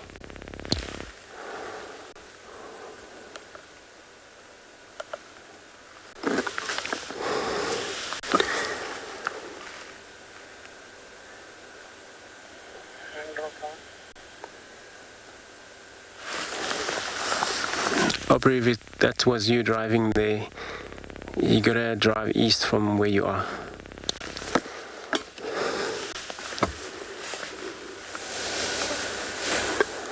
And maybe she's gonna stood up now and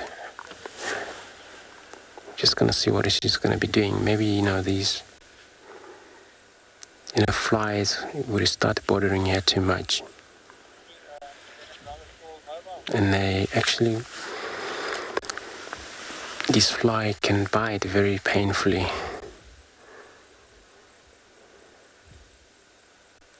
It's called a buffalo flies. They're bordering from rhino to any of a mammal out here, including cats as well. And they penetrate through the hardest skin.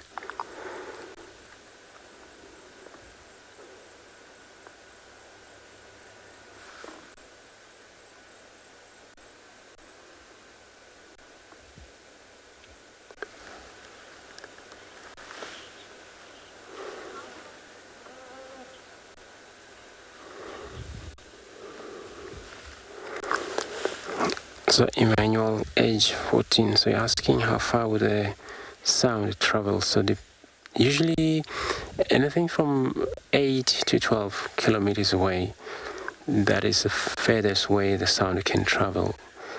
And then, especially at night where it's very quiet, it may be heard further than that. But during the day, with this lot of sound of other animals may made, such as a bird, may travel less than 4Ks in a way around there, depending on what kind of call also, because now there's a roar, but there's a slow contact, which you haven't actually met those of a roaring.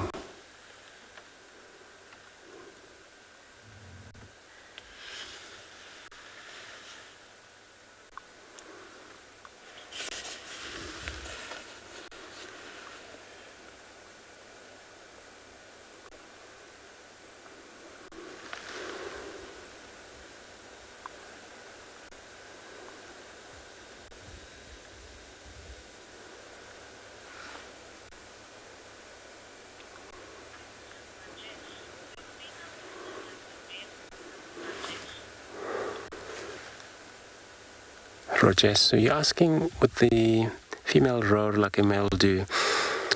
Quite much the same. The difference is that it's much stronger and louder for males. And then for females, slightly less. But yeah, they do roar the same.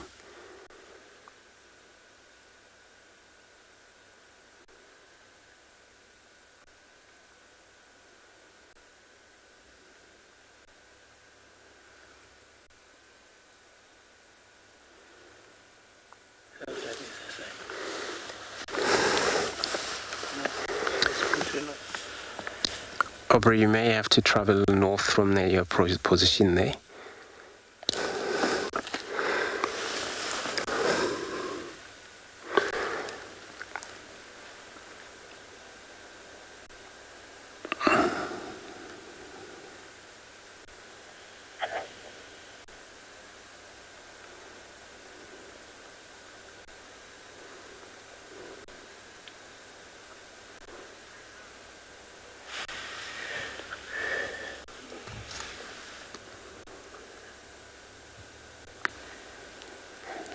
Tyron, you're asking, would it be a termite disturbed while she's lying in it? So not at all, especially with this one, it's not active anyway, it looks like it. Even though there is a lot of these termites that are active. So because they're inside very much this time of year, they don't come out at all, so they're not really disturbed.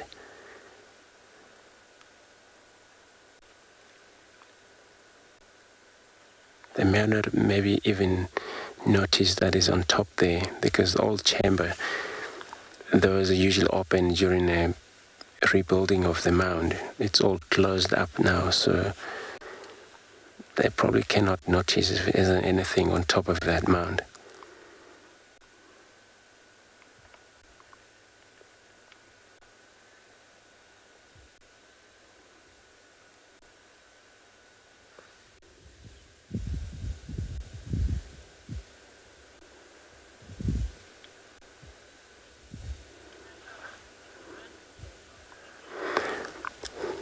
So we're just gonna sit here and watch.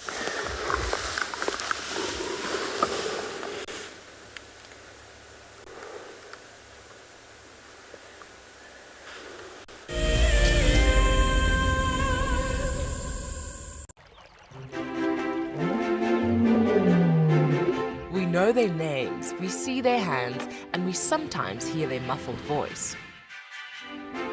One thing for sure is that WildEarth wouldn't be possible without the people behind the camera. It is often easy to forget the presence of the camera operator until you seamlessly follow a bird as it swoops through the air. And then you realize that you are the camera. Everything you see is because of a job well done.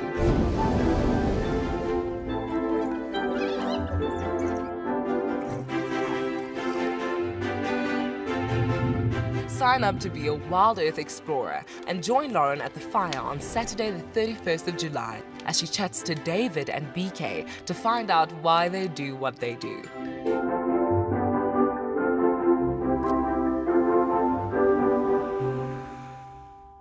Hello everyone, my name is Trishala and I am a naturalist and safari guide here in Djuma Game Reserve in the Sabi Sands in South Africa. I think that the information that we provide, and most importantly the questions that you ask, give both you and I a really good idea of what's going on. My friend Fernando here, he's a flat-necked chameleon and I love them. They're just these gems that you manage to find in the bush. Catch up with the guides daily here on WildEarth. Okay, there's another big male coming in from our left here. Another big male, look at this. This is the one. Now you're going to see sparks fly, guys.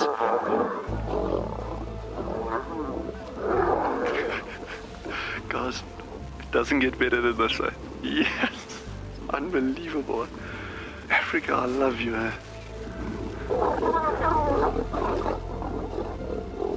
Expect the unexpected here on WildEarth daily. My name is Ross and I'm a field guide at andBeyond Phinda Private Game Reserve.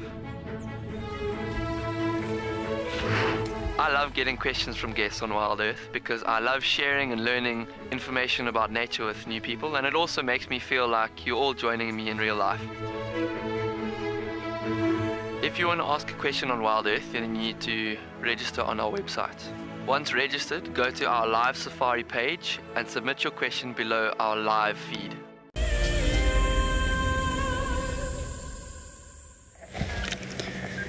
We found a croc on the other side of the dam, so very far away. It's been a while since I've spotted a crocodile. I got a little smile out of Davy for that one, but it's true. He didn't chuckle, but he smiled. You know, it's a work in progress. Now, I was reading something really fascinating that I want to share with you. I'm reading this amazing book called Animal Behavior by John Byers. And we always tend to say animals are only as intelligent as they need to be. And then talk about their cognitive ability and their senses and their reality according to their senses. But actually, maybe it's better to explain this in more depth. And it's quite a complicated little thing that I read, but I'm going to try and share it to you because I think it's really, really fascinating. And it explains that all animal life, in its sort of trend to become more competitive, more efficient, better at harvesting energy. I talk about energetics all the time. It's all about energy. Better at harvesting materials, food, tools, and converting energy into offspring. They've all evolved sort of senses and structures that are really sensitive to some parts of reality. And they're able to convert them into patterns of nerve signals so they can understand their environment. So again, the perfect example is of a bat who's echolocating. They have a completely different reality than what we do. They've evolved structures, internal structures. They can understand echoes. They can hear things that we can't hear. And then they've got to convert that into messages that is understood by the brain. If we heard those signals, would our brain, would our nerve cells understand? No, not at all. So on that note, the senses that animals have are basically those that are physically possible to that animal, if that makes sense. And it provides them with all sorts of information that it needs to survive, compete, and reproduce. The fundamental things of any living thing out in the wild. We're removing humans from this. And The important part of all of this sort of stuff that I was reading is that animals do not sense parts of reality that are not useful for these pursuits. So it goes into this huge topic of multiple realities, which I find really fascinating. But at the end of the day, gathering information is so important for animals. Where's the competitors? Where's the threats? Where's the food? Where are the den side? Where's the males? Where's the female? But ignoring irrelevant information is equally important. Does that make sense? An animal, let's just say a leopard, does not need to understand the world of a lion. It knows there's lions. There are lots of lions around, and there are lots of different prides, and that lions are a threat and a competitor. But it does not need to understand the world of it. It only needs to understand the reality of a leopard, and therefore across the animal kingdom there's so many multiple realities. And that's what we mean when we say an animal is only as intelligent as it needs to be. It doesn't need to know. I mean, we've got some doves down here. I think they're ring-necked dovey. This hippo, who I do not know what this hippo is up to, but we're getting some great bum shots. The hippo does not need to understand the reality of the pigeon or the dove. And the doves here do not need to understand the reality of the hippo. There's no need for useless information in the animal kingdom. And that's why each species had its own reality, a sensory reality that is dictated by its ecology.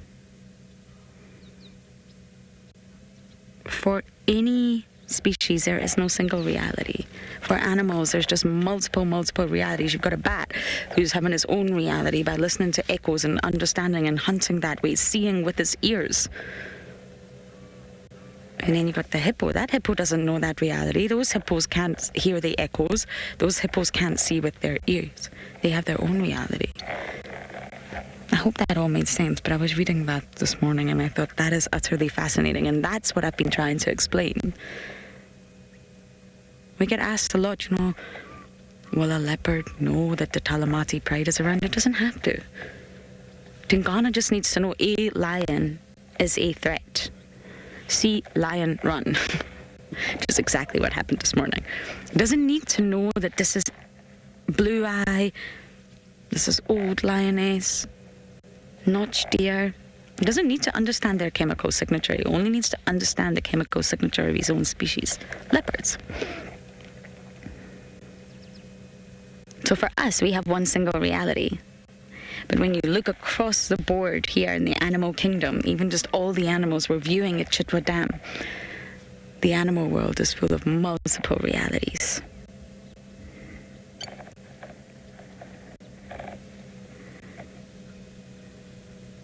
And talking of realities, we still haven't found Marib's.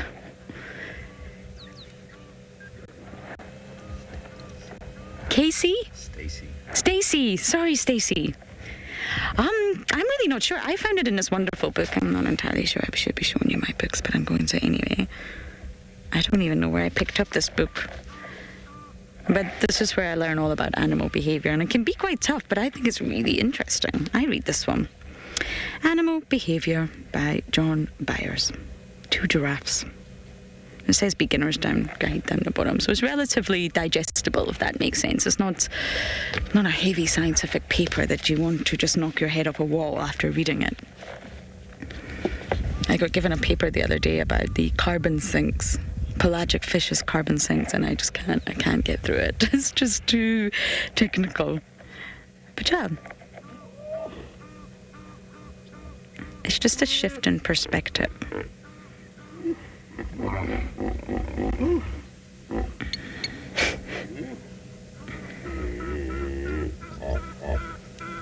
It would be a complete waste of energy for the hippo to spend half its day wondering about the doves, or the lapwings, or the crocodile, or the Egyptian geese. They wouldn't survive that way. They wouldn't thrive. Know yourself, know your threats, know your competitors. It's all each species needs to know.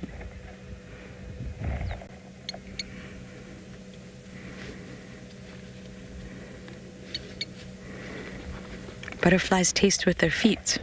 Bats see with their ears.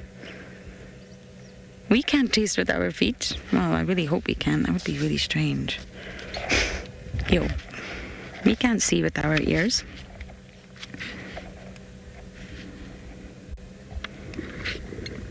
Therefore, within our world, there's a whole lot of realities, most of them that we don't understand.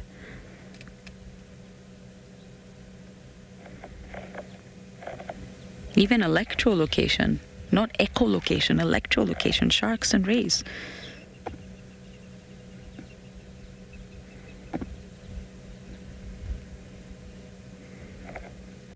I mean, that is just so above and beyond us. To see some Impala running off there, I'm just going to pick up my binos and see if anything has spooked them or if they're just having a jolly good time.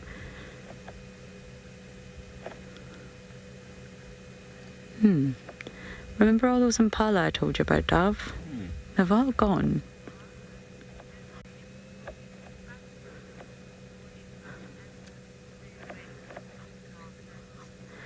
Martin, I'm not a hippo.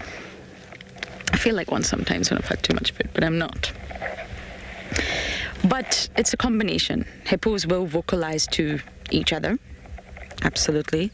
But also a hippo will be territorial and mark his territory through displays and sometimes vocalization. And the vocalization can also be used to deter any living being from the hippo's territory. I mean, when a car approaches a dam, the hippo does that big, over-exaggerated yawn to the car. So he's not trying to talk to the car, but he's just trying to say, this is my territory, this is my dam, this is my dam. But when they make the noise like that, that's intraspecific communication. That's the hippo communicating in a way that only hippos will understand.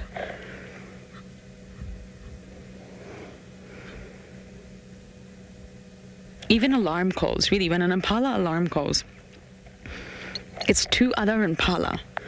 We understand it because we've joined the dots on that one. Impala snorts, we find leopard. Zebras have done the same. Wildebeest have done the same. When this Impala makes this noise, we see leopard. Noise, leopard, threat.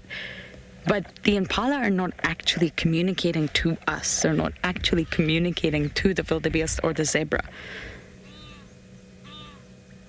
That's just other species put in two and two together. When an Impala snorts, it's just for other Impala. Guys, there's a leopard here. Be careful.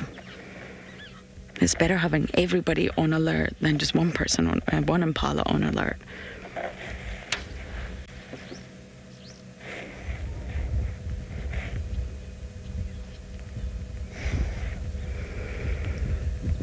I think we are going to continue checking Chitwa, though I really do think Maribs is here somewhere. And it is getting a little bit cooler.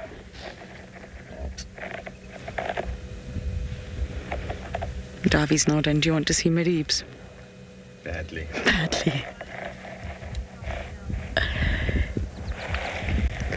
Julian, they do. They can. And hippos can attack crocs. It's very situational dependent. And a large hippo can kill a croc. And a big croc can kill a small hippo. But they do live, they coexist in the same water body, so they're very familiar with one another. Normally these sort of things will happen when resources get low, when the water levels get low, food starts to diminish. You will find the clash, the sort of clashes between species. But otherwise, they just stick to their own little reality. And they're not competitors. Hippos are herbivorous. Hippos have been sighted actually nibbling on carcasses, but they are herbivorous. And crocodiles are carnivorous. They mainly eat fish, but they absolutely will eat mammals or birds if they can get their jaws around them. So they're not competing for the same resources, so it wouldn't really benefit the hippo to kill all the crocs, and it wouldn't benefit the crocs to kill all the hippos. They just live sort of sympatrically. They coexist, they cohabit the same space, but there are examples of clashes, 100%. If a mother feels like her youngster, her calf, is under threat, she would attack a croc if she felt like the croc was coming in for the calf. And crocs are very opportunistic. They do mainly eat fish, but they absolutely will try to get anything they can, including very, very young hippos. But just like lions and leopards, this morning was fascinating. We saw Tingana, and 2 seconds later, his body was replaced by a lion. He had run off, and there was a lioness. They don't hunt each other. But they absolutely will kill each other if it came to that. Protect yourself at the end of the day. It's all about survival. Protect yourself and your offspring. Nothing else matters.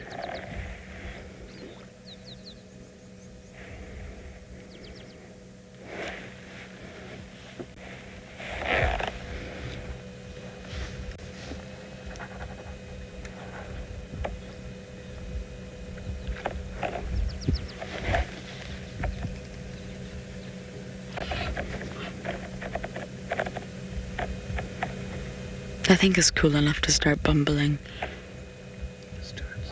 Dobby really wants to see Mareeps. He loves him. We are slowly going to check Shirombe and hopefully get lucky for signs of Mareeps.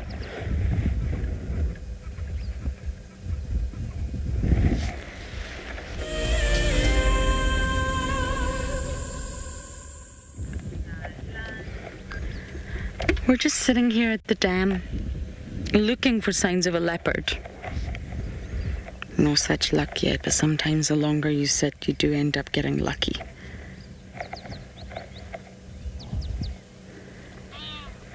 So we are just going to sit here, watch what's going on around us, and listen to all the wonderful sounds around the dam.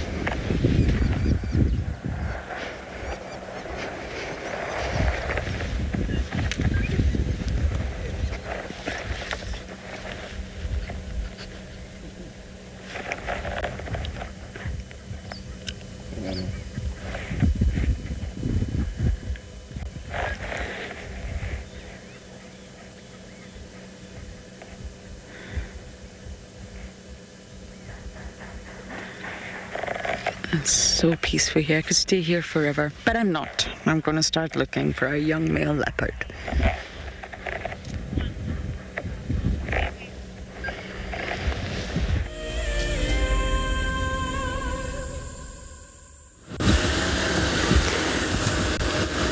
So everybody, we're gonna have to leave that sighting there, and then it's a lot of car going into that area.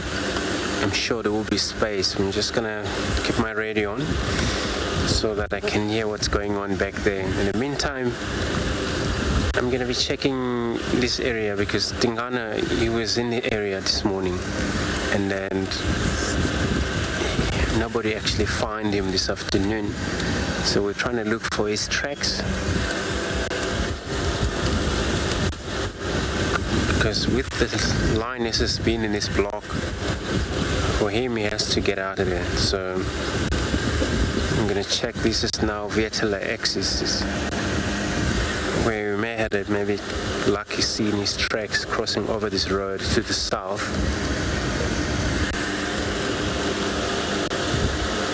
Or maybe he moved it maybe further north.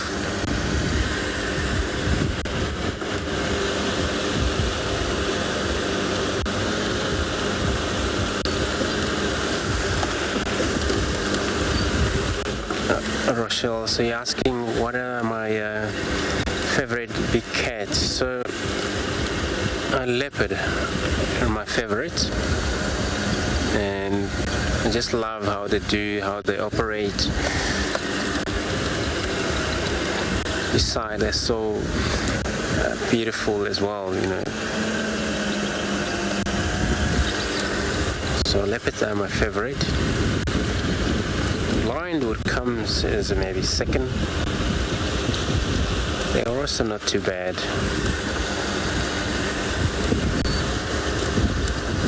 But if we're talking about activity they do, I think a leopard would do the most compared to the lions, where they may just lie down. I'm so surprised that we've seen that female. She was actually on the move because she's in need of finding the hair pride. Usually they were just gonna be flat.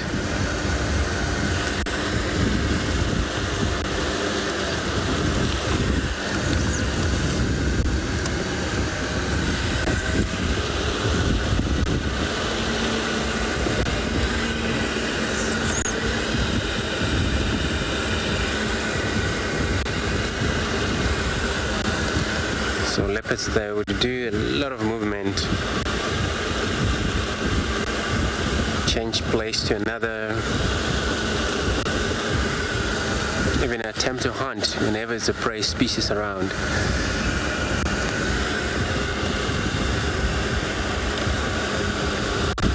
Which lions can also do that, but it just sometimes can't be very much active.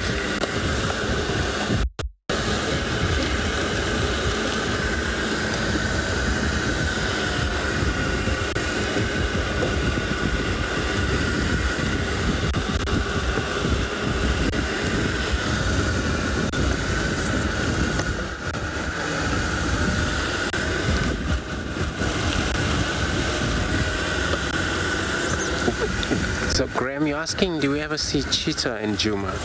We do, when they're around. The only problem with cheetah, they would prefer much open, very open area. And of course, also, their habitat, it's got to be less other big cats. So whenever we see cheetah in this area, maybe for one day and then they're gone, because they won't stand a chance for being so much leopards around. Djuma is well known of maybe different species of cats, lions coming in, a few of the leopards sharing this area from the south, also northwest. But yeah, we do see cheetah.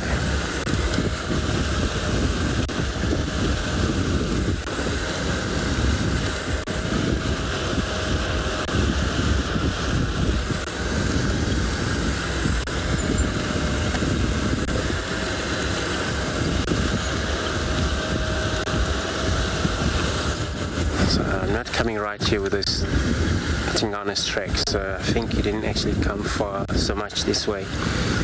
And then I'm gonna try somewhere else.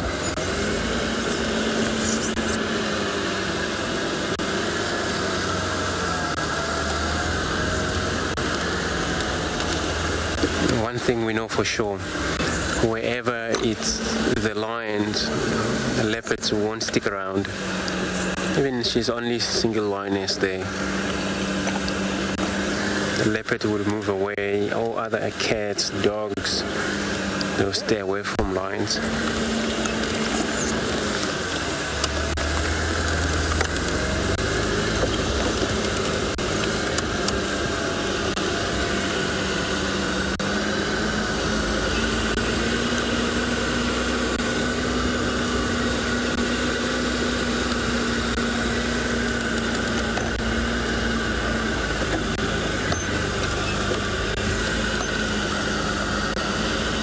So I'm going to check this road. Hopefully it will be maybe a space with a lioness there. I haven't actually get an update of whether she's still posing on top of that mound or whether she has moved from there.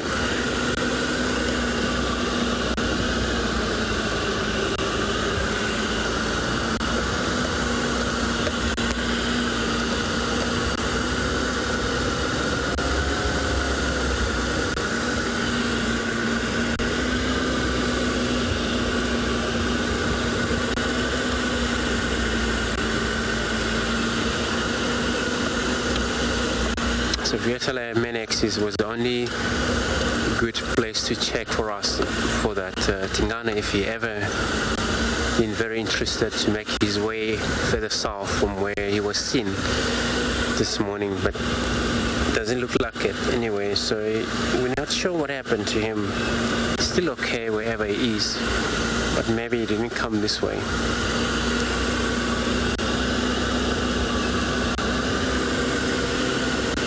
So all we look is for the tracks.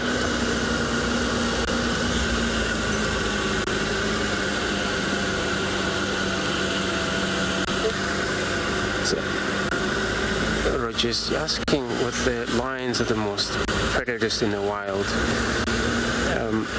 So the big cats and the stronger build-up animals cooperate, hunt in that way. But it's quite a lot of few predators. We got a leopard also, which they can do the same way, hunt with the prey species. And then there's hyena also, they can hunt as well. But yeah, they are one of the bigger predators, the lions, out in the wild here in this part of the world.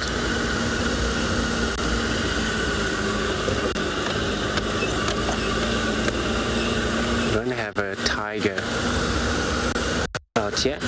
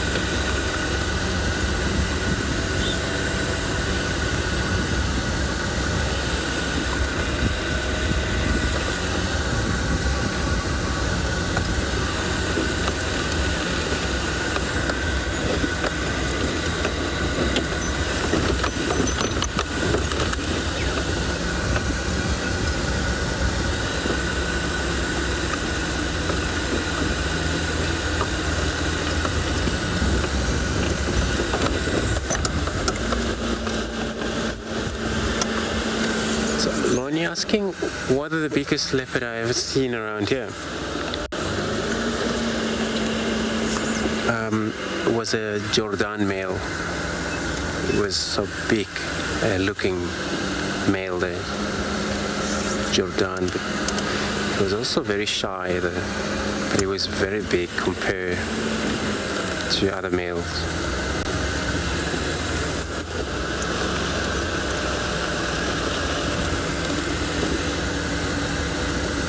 So, because we're talking about on the male leopard, they got to weigh anything from 75, 85 kilogram.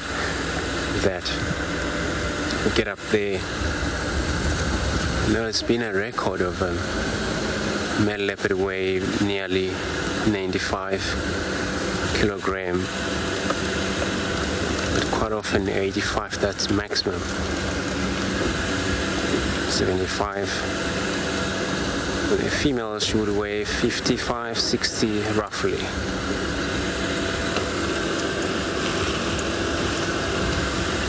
But yeah, Jordan, he was such a beautiful and very shy male leopard we ever seen around here.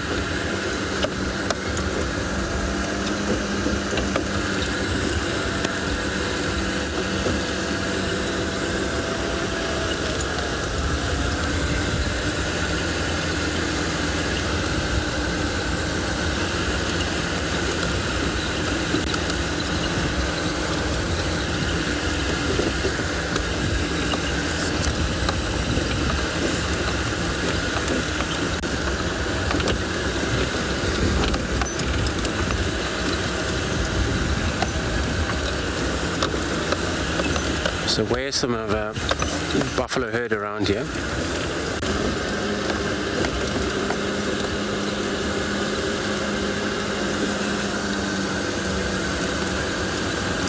Eleanor, so you're asking, have you ever seen a leopard in a camp? There was a Dulu, the leopard. So that is twice.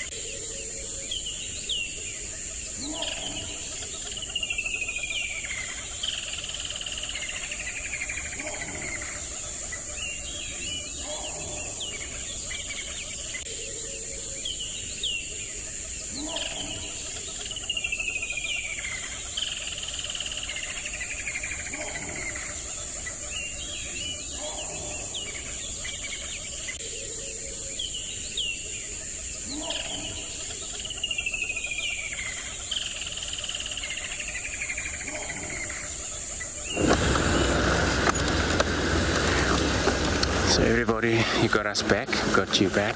So sorry about all the technical issues that was happening there. So we were still carrying on checking around, so that we're hoping to find anything else as we're making our way back to that position of the Lioness. I'm just gonna see if maybe there's anything around here beside that. So yeah, that's Shitulu, the female. She often come to the camp. And then, you know, Tingana, when he was spotted this morning also, we discovered his tracks, walked past the position of these vehicles. And then that's how we know they're a male leopard in the area, but we didn't actually, not sure which one.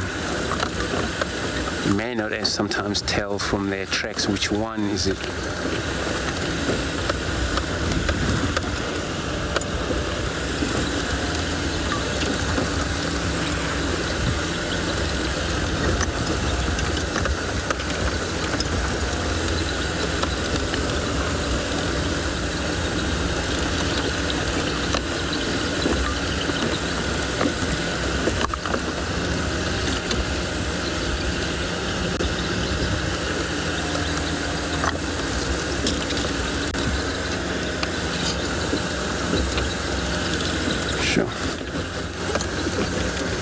Sounds like we have traveled so far. We get into this position. It looks like we've got some few of the male impalas on our left hand side. Let me just take a look at them for now.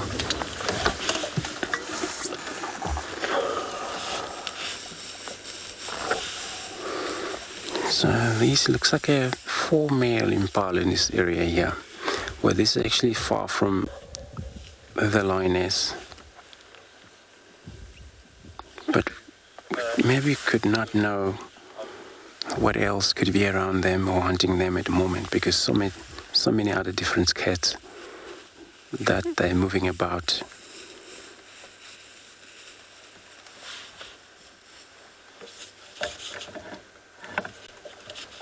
A lot of time you watch such antelope like these, they're mainly hunted by leopards. And leopards are one of the sneaky cats ever. They ought to be actually lying flat, waiting for their chances to pounce.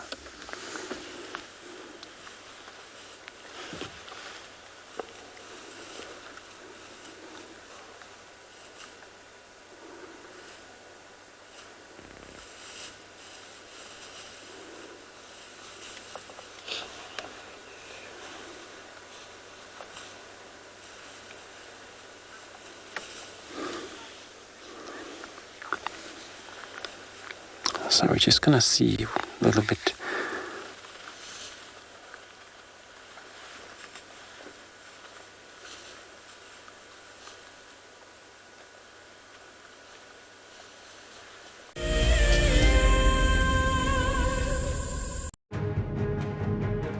One thing that WildEarth strives to achieve is to connect kids with our natural world. One person who agrees with this is Kate, an 11-year-old girl who founded Kids Can Save Animals to help inspire her generation to help mend the planet. Her motto is that kids may be young, but age does not define your impact. Kate is coming all the way from America to join us at Djuma for a live safari. She wants to connect with all of the WildEarth kids, answer your questions, and help you understand that there are plenty of ways that you can make a difference regardless of your age. So join us on the 4th of August at 2:30 p.m. Central African Time for a very special kids safari. As one of the industry's best and Fagasa Indoors training institutes, NJ Moorfield Guide College produces professional guides of exceptional caliber and gives students from around the world an incredible experience. NJ Moore offers courses to suit all types of interests. The full-length career course results in a Fagasa accredited qualification and the option of a 6-month internship at one of Moore Family Collection's luxury safari lodges. Shorter courses are a great introduction for those considering a career in field guiding or even a life-enriching experience in your gap year. With spaces still available in July, don't miss out on this fantastic opportunity to live your African dream.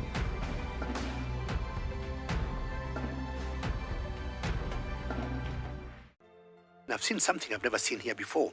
Look at these cubs. One is crossing the river, it's being washed away unfortunately, but I'm sure the mother is going to save her. Look at that! How beautiful, look at that! One crossing, 2 to go.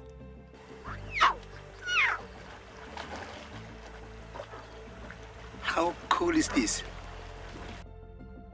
Expect the unexpected here on WildEarth daily.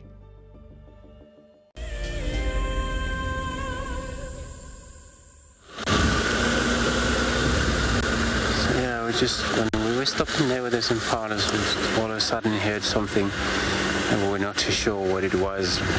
Maybe it was more a group of impala that were pushing each other hard back there.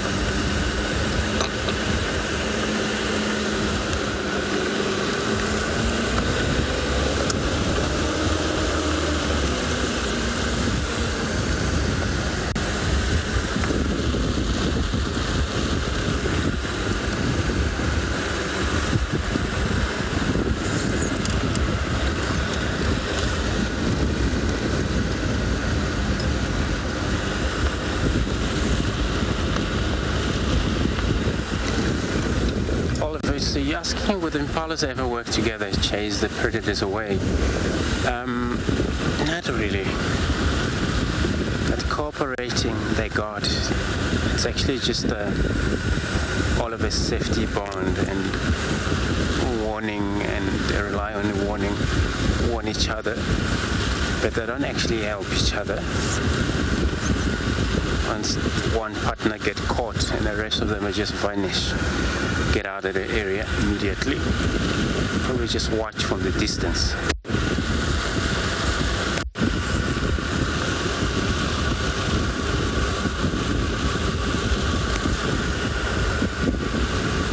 So they don't actually mainly work together to chase away predators.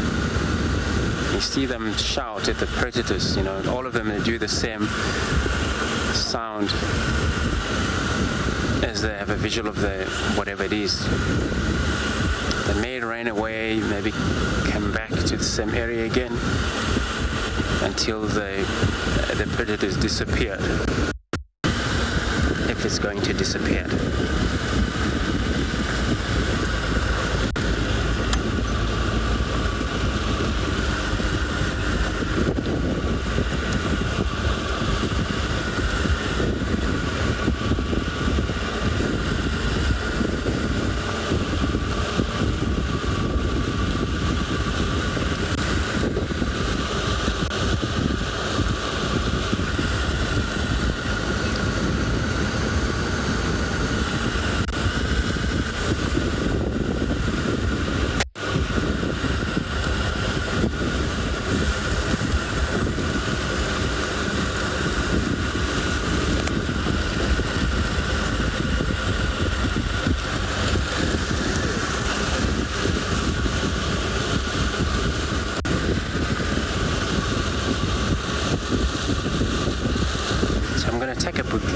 so maybe come out on the other side.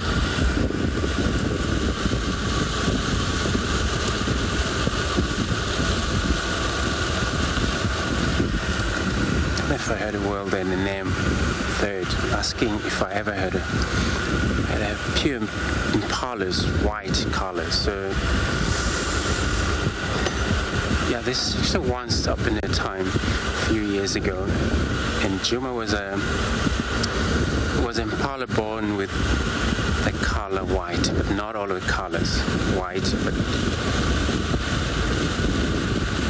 was kind of like a big spot on a rump, and then it was actually very strange to witness things like that happen. So, but never again. But not actually the whole white body Impalas. No, I haven't.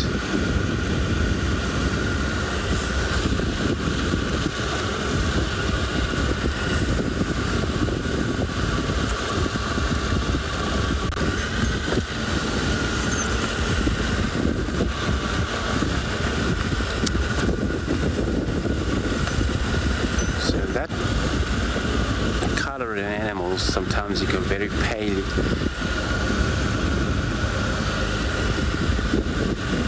Okay, so I'm gonna do a big loop around, and then in the meantime let's go over to Lauren Wu. She's also on a bumble.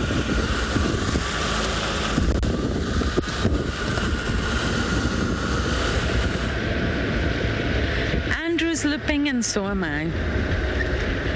We've already done a big loop around Chitwa. We took off on the airstrip, we landed. It was a good land. And now we're going to go back to the dam. If there's really nothing at the dam, we will slowly head back into Djuma. But there was definitely Mariebs around this morning. He could be in Torchwood, of course. He was seen near Gowrie Main. And he's not restricted in his movements. He can move up and down. He just has been hanging around the same spot recently.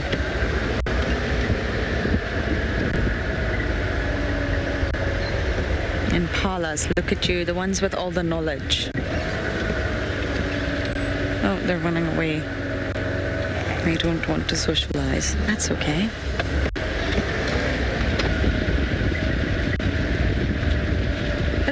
We do stop for Impala and all the other sort of smaller creatures. They are the ones with the knowledge. They will know if a predator's been by. They will know exactly where the predators are.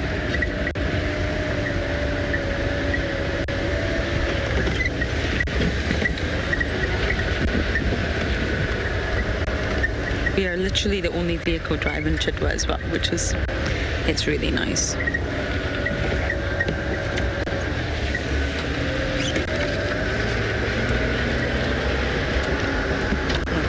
We're going to head to that dam wall again for a last minute. Actually, we'll go for some sundowners. A Pooza stop, they call it here. We'll all sit on the dam wall and watch the sun go down. I will sip my water. How does that sound? Darby, do you have any snacks? Yes. You do? Exciting snacks. It's a banana. A banana. That's not exciting. It's too healthy.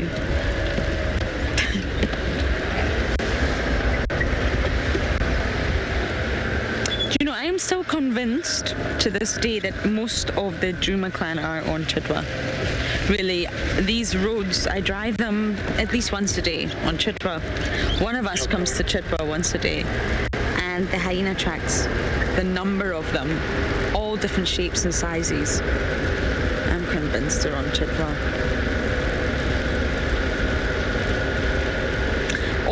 On Little Gowrie. The boundary between Little Gowrie and Chitwa's very small and it's sort of funnel shaped.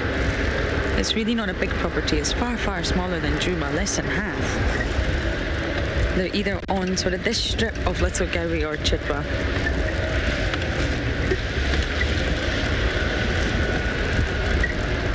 Oh, Djuma clan.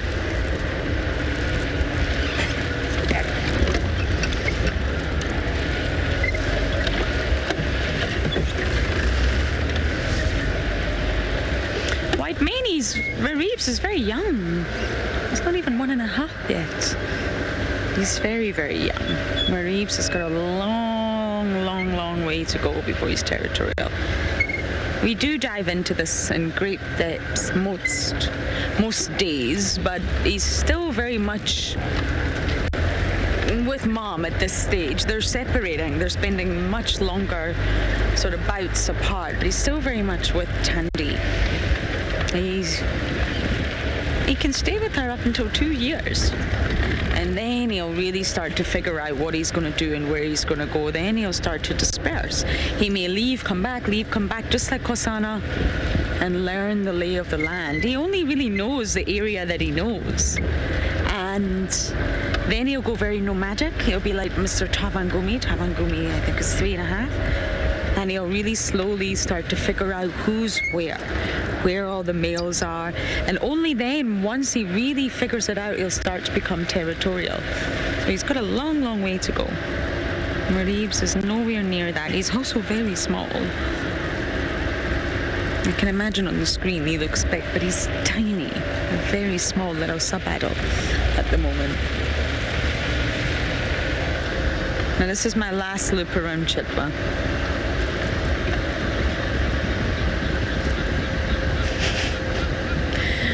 Davi, are you having a good time? Davi's dancing. I think he's had too much sugar. Did you eat too much sugar? Sometimes if you can't find animals, you gotta dance. We sing. We pretend we're taking off on the runway. You know. Got to keep yourself entertained. Okay, I'm going to do really my last sort of looking around Chitwa, then head back into Djuma. But I believe Andrew's got lucky and found an elephant.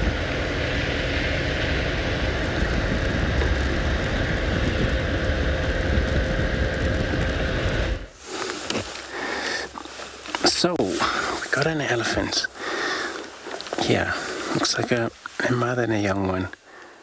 Can only see those two only. Cannot see there anything else around here. And then elephant, they've actually been very quiet, especially from my side. Even this morning, it was actually playing very difficult to keep up with the bulls that I got from Twin Dam. They were just disappearing from me. But at the moment, we got this female with a young one there.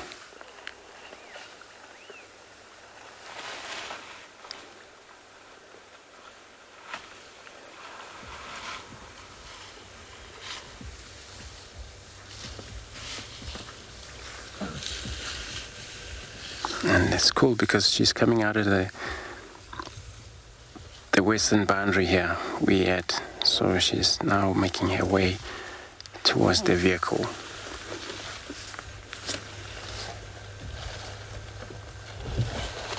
This time of year, they gotta break a lot of branches because of it's actually less food for them. Grass is there, but it's dried. So to spend so much time breaking these tree branches.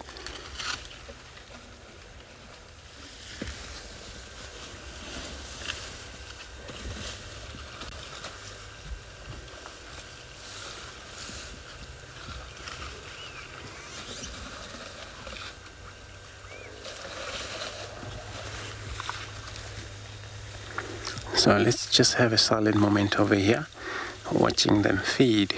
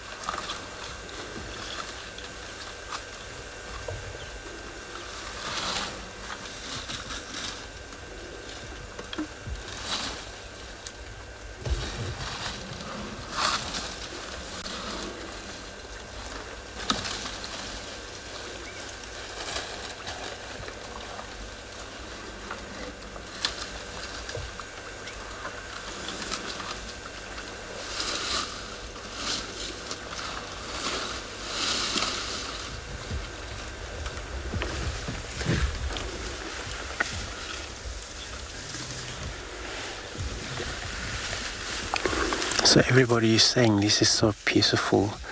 Indeed it is. Look at these, all the beautiful suns. It's going down there.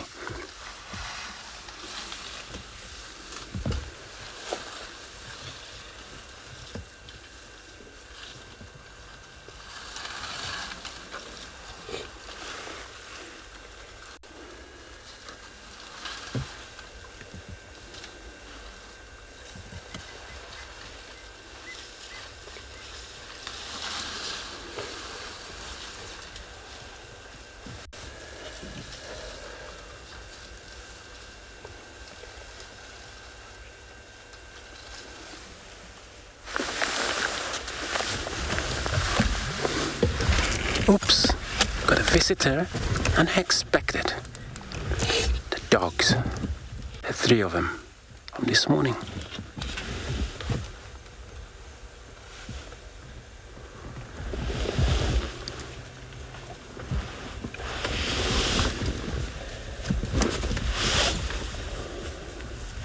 Isn't that beautiful?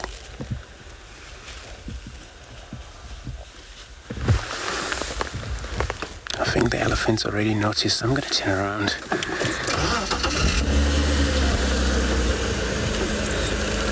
Alright, let's just turn around here.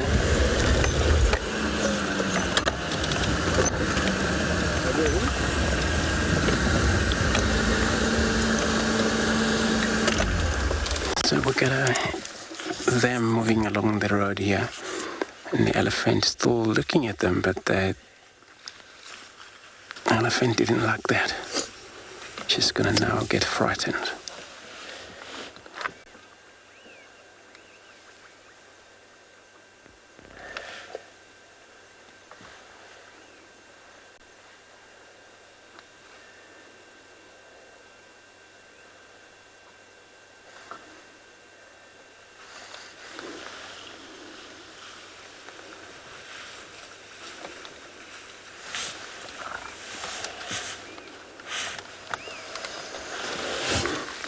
And they're still there on the road.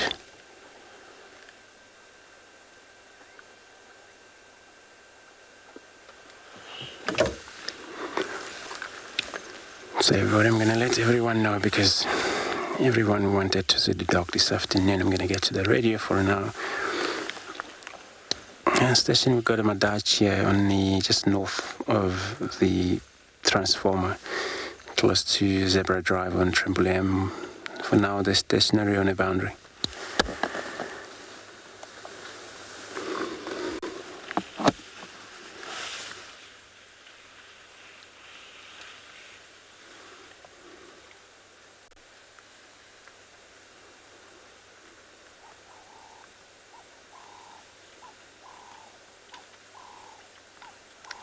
So these are still sense packs from this morning. So they came back to the boundary, which is cool.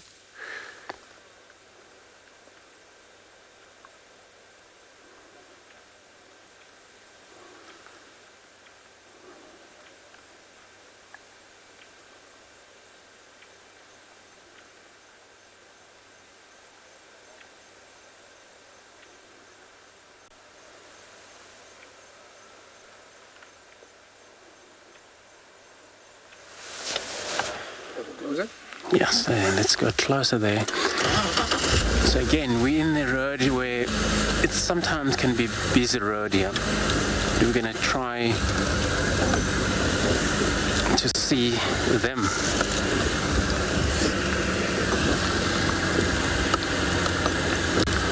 So I'm gonna try to stick with them, see what they will be up to.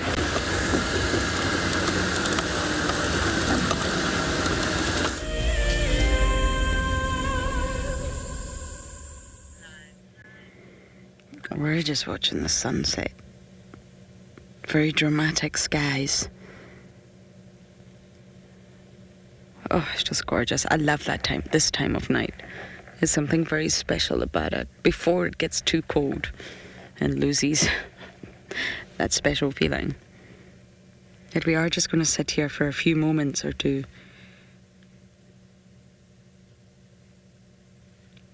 Listen to all the sounds. and thoroughly enjoy the scenery in front of us.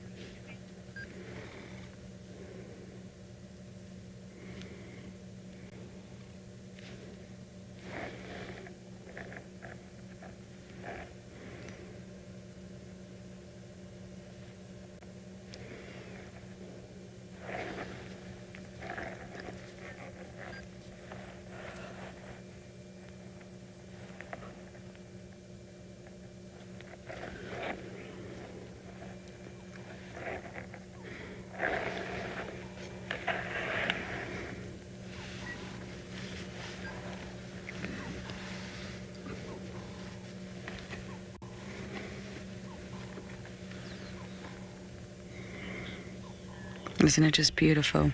We're going to bumble off now and drive in towards the sunset.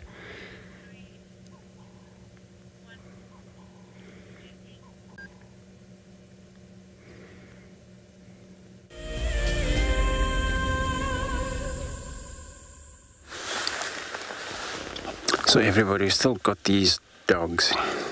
Still 3 of them. So, and then I'm not sure because now they're looking north, and this is where they came from this morning, or they were on the west when we saw the tracks cutting into Djuma, close to the Gari Gate.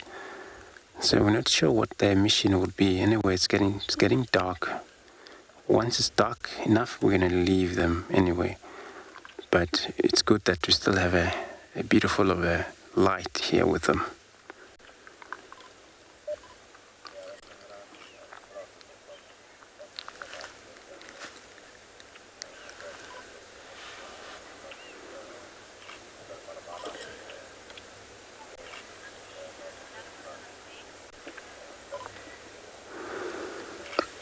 Amelia, so you're saying that it was an amazing surprise. Indeed it was. You know, I was not really expecting what we just saw there, admiring the sunset with these beautiful elephants, and all of a sudden 3 dogs came from the middle of nowhere. That it was surprising, really. You're very right.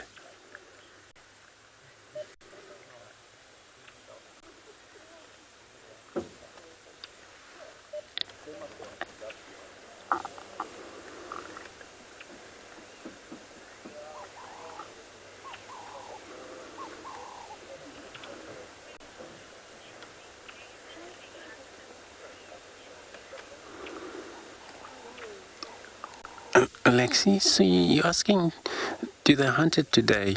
I think they were on a hunt this morning. It looks like they're going to hunt. And then I'm not just too sure whether they kill something, but when I look at their belly, it's just normal. So they're not really hungry. But they may chase whatever's around here. And there's so much opportunistic animals, the wild dogs. Looking at the 2 male right here.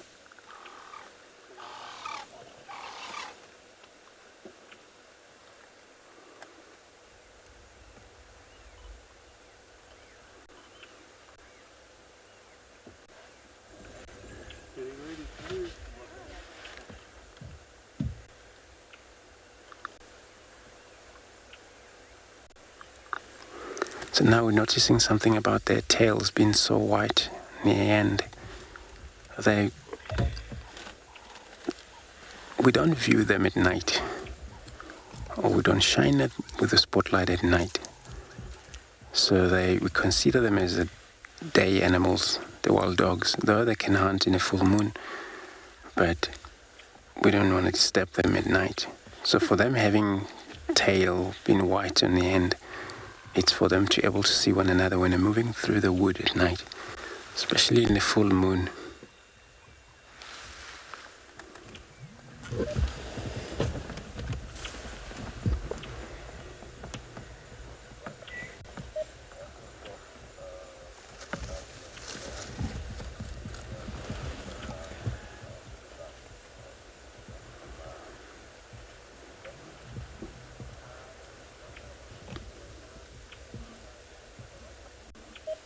It's just the majestic animals to look at it. With all the ears. Or just have a huge ears for hearing. So they hunt by sound of a prey species around, so which is that is their hearing.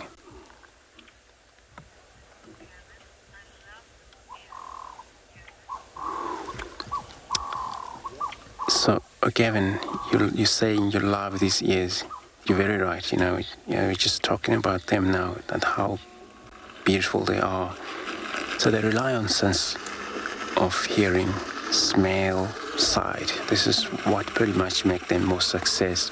Just like normally cats would do the hunt by sight, hearing. So they're gonna move. We're so lucky that we got them. The road is beautiful here. We can still trying to keep up with them, but if they run into thick, which they can do that, they're speeding up very much, you're more likely to lose them.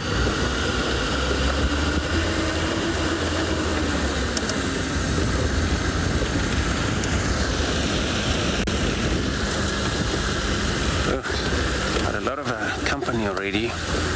Just like this morning where finally there was a lot of vehicles, we're going to have to leave that sighting. But we're still fine, 3 vehicles maximum.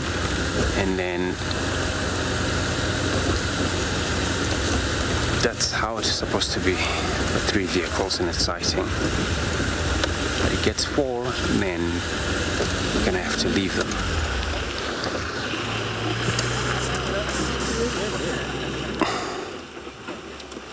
This one is throwing out, not sure, probably eating something, and they're actually rolling on it. So that's well, because sometimes they can be smelly when they do that, because their vomit is kind of a smelly already. So they're trying to get rid of all the smell they got. A leopard would roll on over the buffalo dungs and elephant dung, and then with such a dogs, they would do that on their own vomit.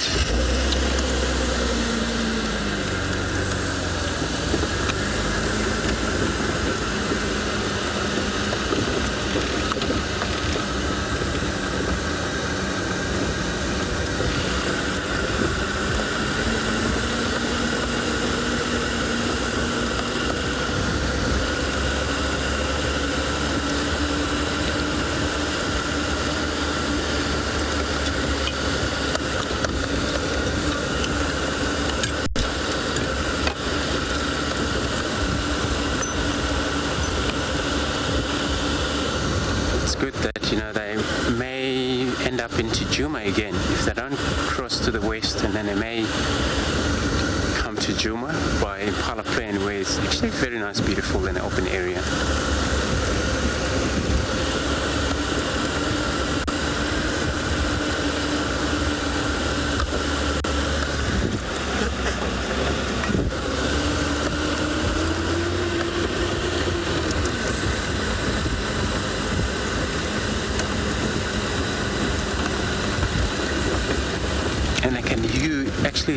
Reach far.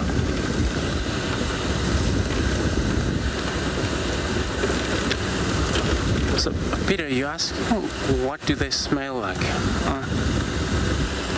So, very difficult to describe, but they got a finger in all the urine, so probably a couple of days urination, but even very far deeper than that. That's what they smell. But it's a usual way of such a dog like this.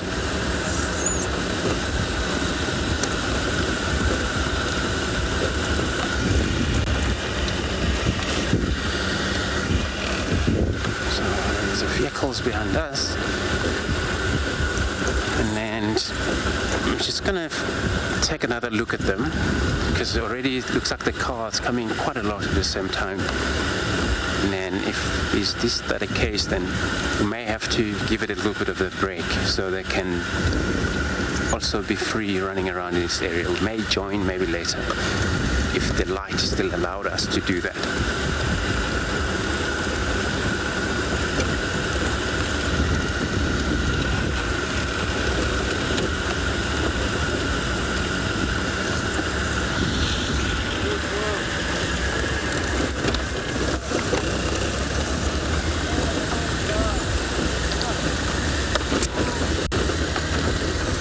There's a road in front of me. If they don't cut to the right, which would be the east into Djuma, it means that they're going to carry on towards the Gari Gate. So I will make space for other vehicles as well. Otherwise they will be so crowded here, because everybody want to get to see them.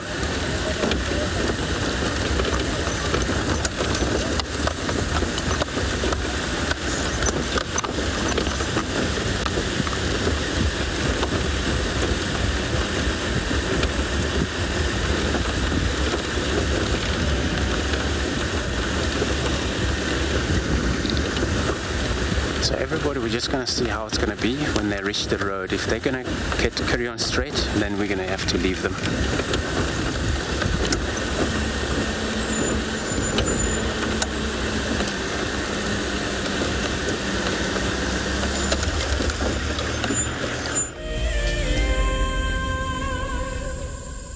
Hi, I'm Dee from the south coast of England.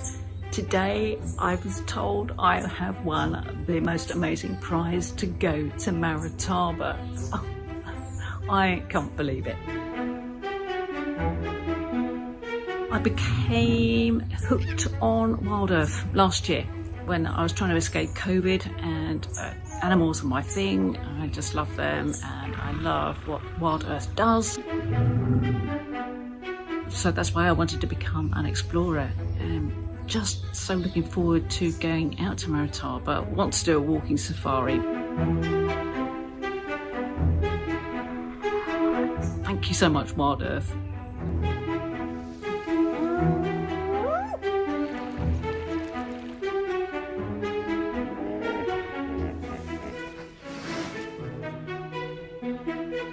WildEarth Explorers.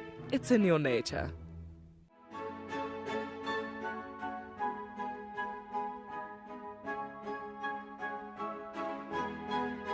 The Wildlife and Environment Society of South Africa, WESA, encourages people to care for the earth. Through innovative projects, they aim to reverse the serious issues that we face in the world today.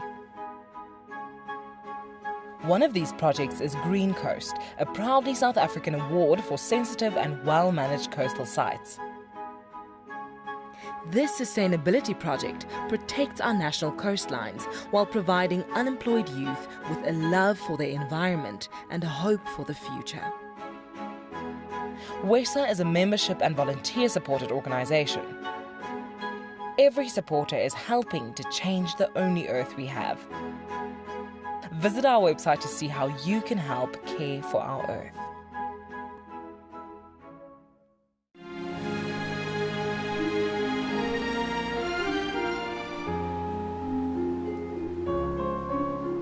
You are cheeky. That was a brave decision.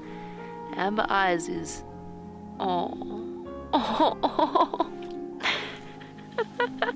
That is so magic. That was absolutely wonderful. Amber Eyes just gave that cub an enormous hug. Expect the unexpected here on WildEarth daily.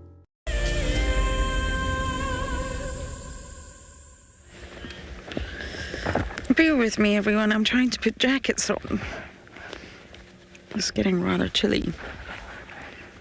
We're at Treehouse Dam. just give you some views as I zip up.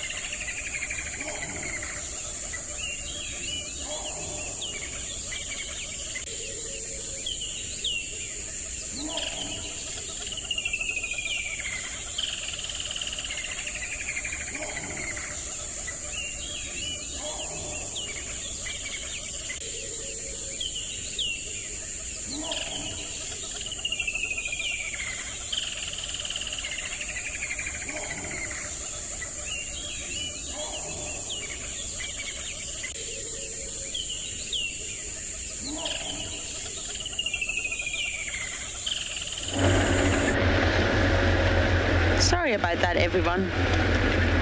We had some technical issues there, but I'm actually glad it gave me a chance to put all my layers on.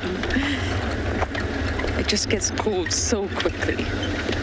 So now I have all my layers on. I'm like the Michelin Man. Do you know the Michelin Man? Yeah. A man that's made out of tires and can barely move. We really haven't had much luck today. We tried everywhere in Chitwan, not even fresh tracks. Spent some time with the monkeys. Monkeys are not alarming. Nothing's alarming. No scat, no movement, no audio. So naturally we have came back into Djuma. We're just going to scratch around here and see what we can find.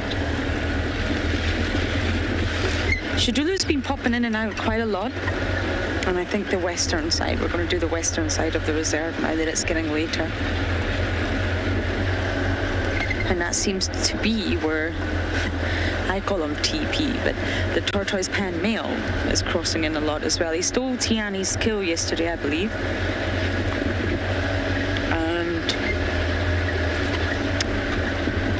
And yes, he stole Tiani's kill.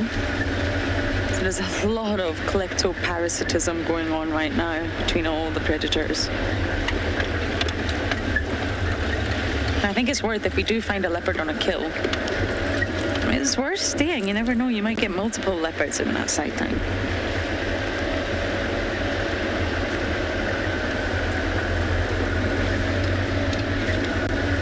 So we're going to try the western sector and see if we get lucky.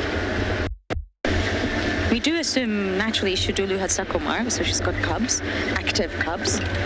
And we do assume that the den is on Arathusa, but you never know. Leopards move dens very, very regularly. Tiani moved hers away from that wood pile on the fire break, and she's now back there.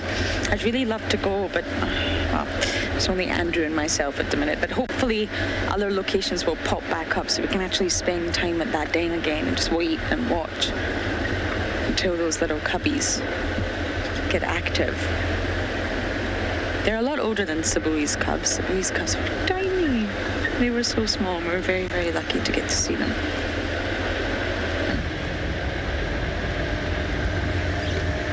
Okay, to the west we go.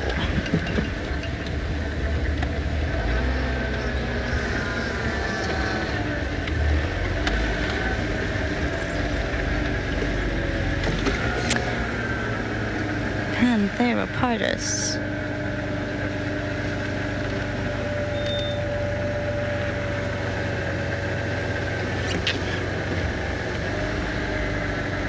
There are leopard tracks here, but they've been squished by the vehicle tracks, which mean they could be from this morning. Gavin, they can have leopards. The leopards can have cubs, throughout the year. There's a giraffe. But we are seeing a real peak in leopard cubs right now. Because naturally, if they have the cubs in winter, when the cubs are really sort of ready to go leaps and bounds and start making their own hunts, they will coincide with sort of the spring onset of summer, if you like. I think these were from this morning. Do you see any that side, Dwarf? No, I think they've been driven over. They look fresh, but they can't be if they've been driven over. But they can have cubs throughout the year. But just like with the hyenas, they also can give birth throughout the year, but they do tend to time it with the birthing of the buffaloes, the buffalo calves, the zebras. And therefore it provides ample food for them as adults to ensure that they provide nutritious milk for the cubs. It's not that hyena cubs are going to go hunting when they're very, very small.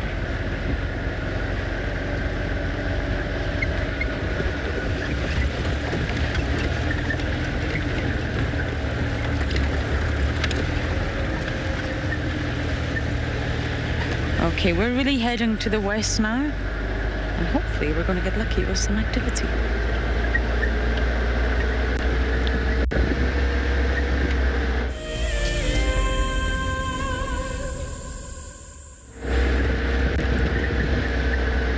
We just spotted a giraffe up here that I was hoping to stop and say hello to. But now I can't see it.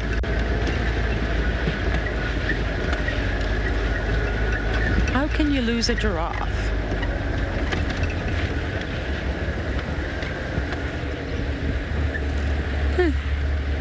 Can you see him, Dobby? I think he's gone. I think he could be right.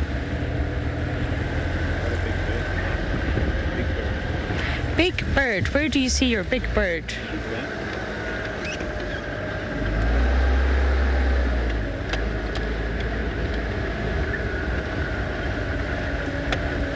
I also see your big bird at the top of the tree. That's right. I don't know if I'm going to be able to identify it by a silhouette, but we are going to stop and show it to you.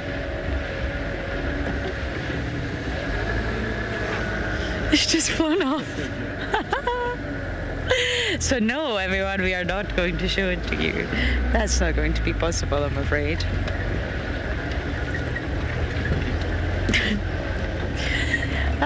Birds, you gotta love them. They are the most challenging thing to put on camera. Always. We try. But lo and behold, they disappear.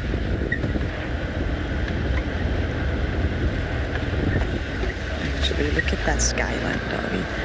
On this side, opposite to where the sun's gone down, you can see that big shadow, the earth shadow.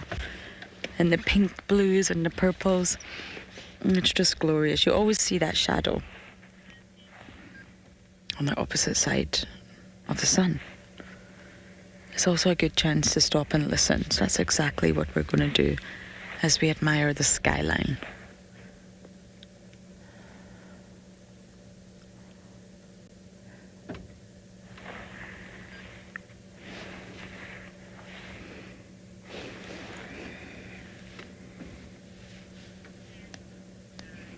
Isn't it just gorgeous? We're actually going to keep sitting here for a little bit longer and hopefully pick up on some audio.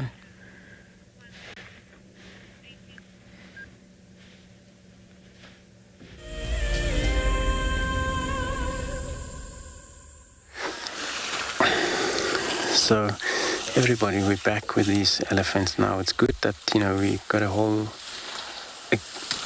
herd here, just came in close to the road, exactly where we were. And those dogs actually still running, the guy's still keeping up with them out there. So it's quite far for now. I don't want to go there anyway because it's already getting late for us to spend time with them. So we'd rather spend time with the elephants at the moment.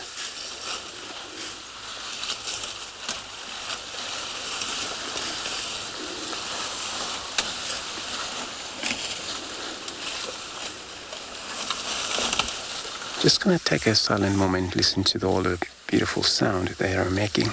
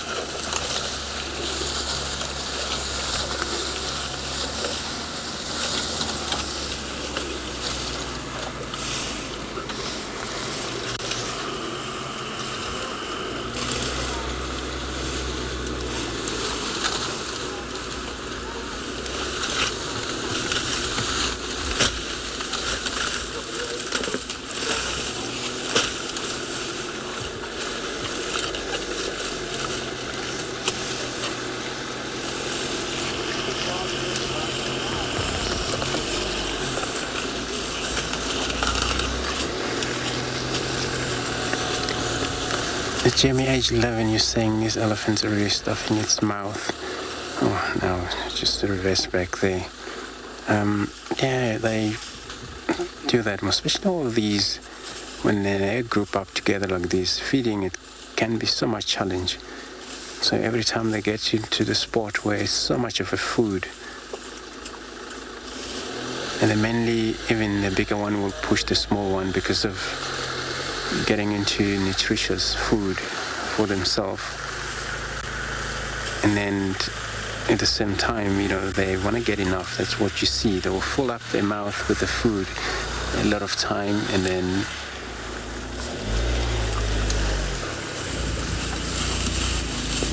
I see this little one right there, and it's right in the middle because there was a dogs in the area, and they all aware of the bigger one that she's seen a dog, yeah, and she's still aware of all of these predators would be happening here. So they will keep their young one within them, but in the middle.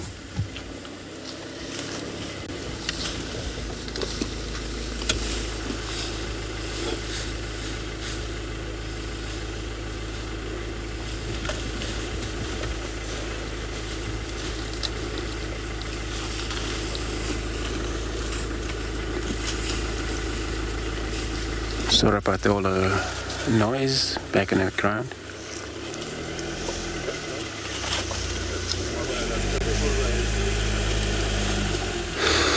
Actual age 10. So you asking, will the elephants have a good eyesight?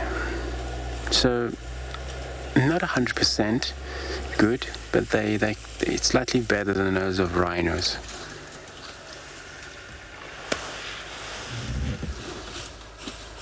So 150 meters away, if you would wear a pure white clothes and then still see you, which then with a rhino that would not really see you much. So they eyesight, it's not actually 100%.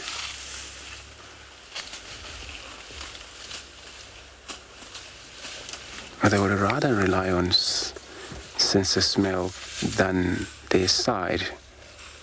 If it's quite a far, 500 meters or kilometers away, even there's right in the open, so probably not able to see it until they smell it.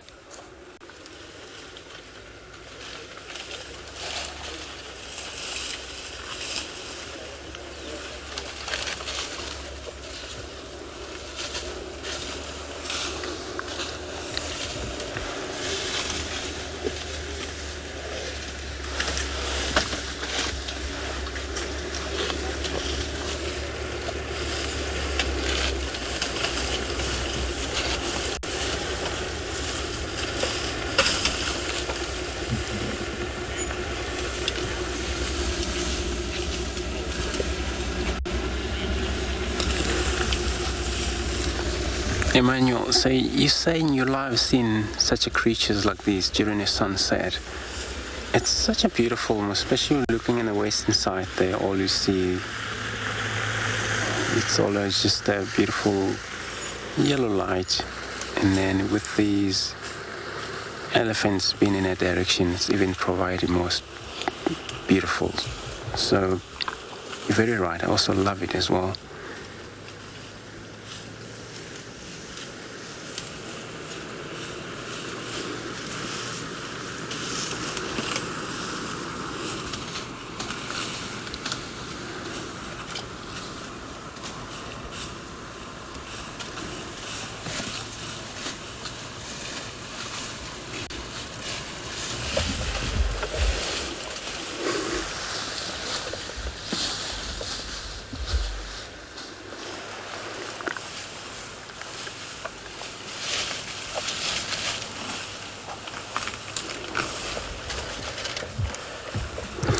So that female that she saw the dogs with,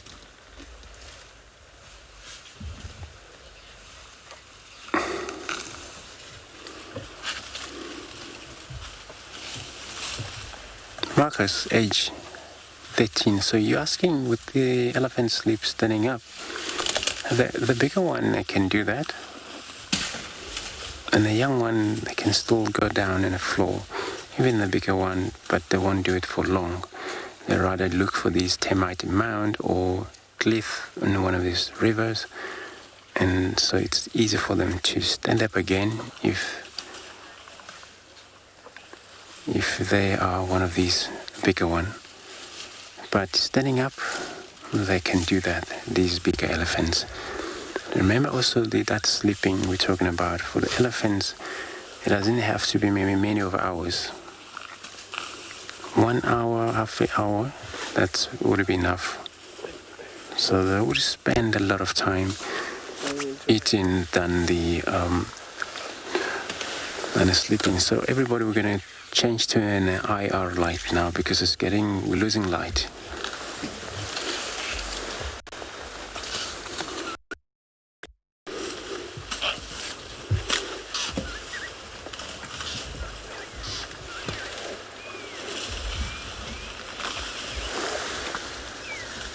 It's such a beautiful background, all you see beautiful light. It all provide really, really African sunset there in the bush.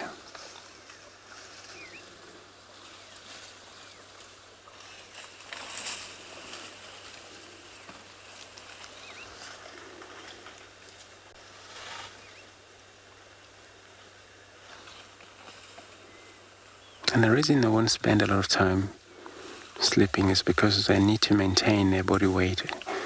You know, this is now the food. If it's available, they need quite a lot of food, 150 kilogram upwards. So it's almost everything they ever need around here.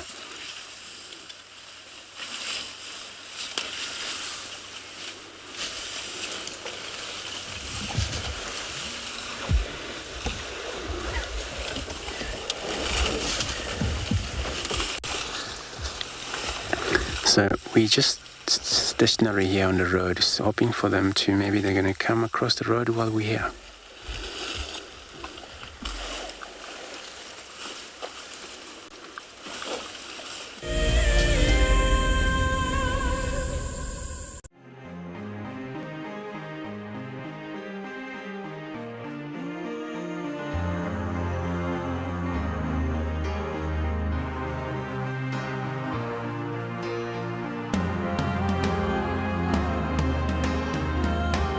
Suspended above Kenya's Masai Mara is a breathtaking lodge where unrivaled service goes hand in hand with extraordinary wildlife sightings.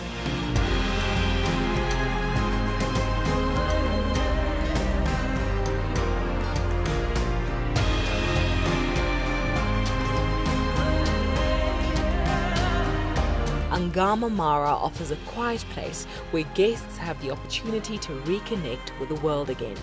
Sign up to be a WildEarth Explorer before the end of July, and you and a friend could win a 3-night stay at this award-winning lodge.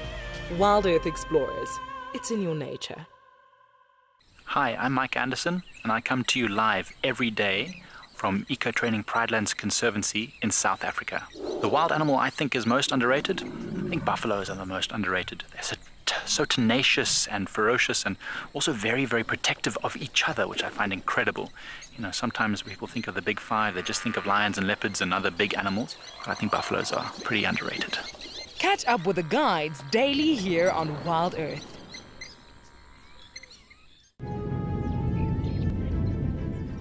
Oh, it's going to be in trouble now.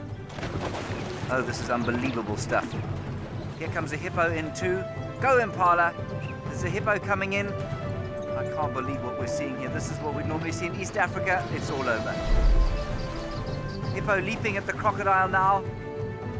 Everything's gone underwater. Expect the unexpected here on WildEarth daily. My name is Steve, and one of my favorite things at WildEarth is getting questions from you. The type of questions that I really like are those ones that really help us to unpack and understand and really integrate the ecological knowledge and fully appreciate the importance that animals such as these Cape buffalo bring to the ecosystem. If you want to ask a question on WildEarth, you're going to have to register on the website. But once registered, just head on over to the live Safari page and enter your question under the live feed.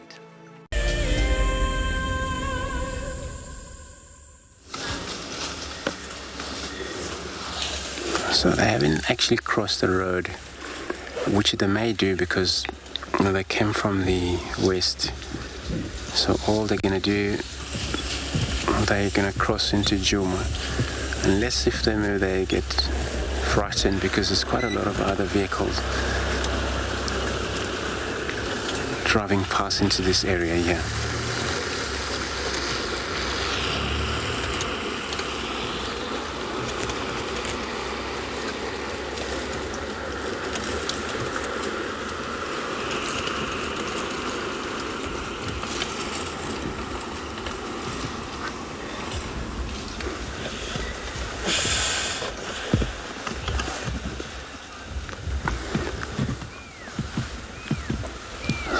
Charlie, you're asking, would the wild dogs be a threat to a baby elephant? Yes, they would. If I've seen wild dogs surrounding even a big elephant. It's not that they're going to kill it. Sometimes they practice their, energy. But elephants doesn't really like that because is the enemy. So they are carnivorous species. So all we seen there when we saw these three dogs, walking just past by, and that female elephant, she didn't like that because she's looking at the really enemies. So if it happens, maybe 6 months old, 3 months old baby elephants separated from their mothers, the whole packs will play with it very hard until it probably die. So they can be sometimes really a threat to the young elephant.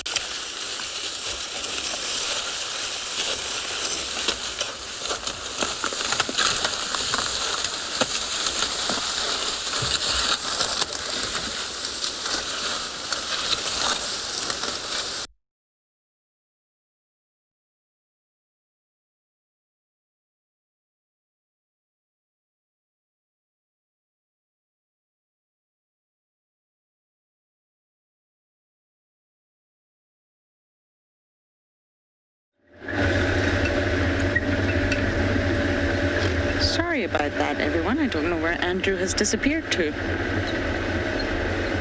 We're having no luck on our side. But that's okay. These are the days you need to remind yourself that the lucky days are exactly that, lucky.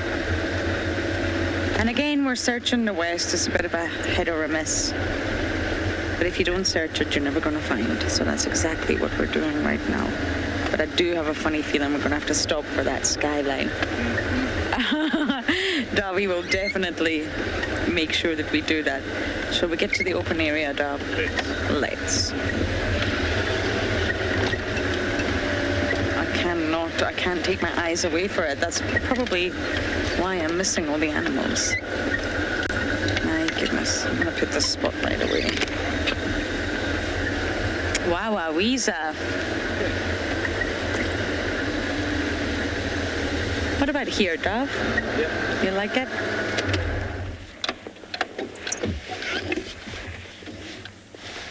Wow, pretty breathtaking. This is Impala Plains, and it's really a fantastic spot. Not for animals, clearly, but for the skyline. You can see the Drakensberg Mountains.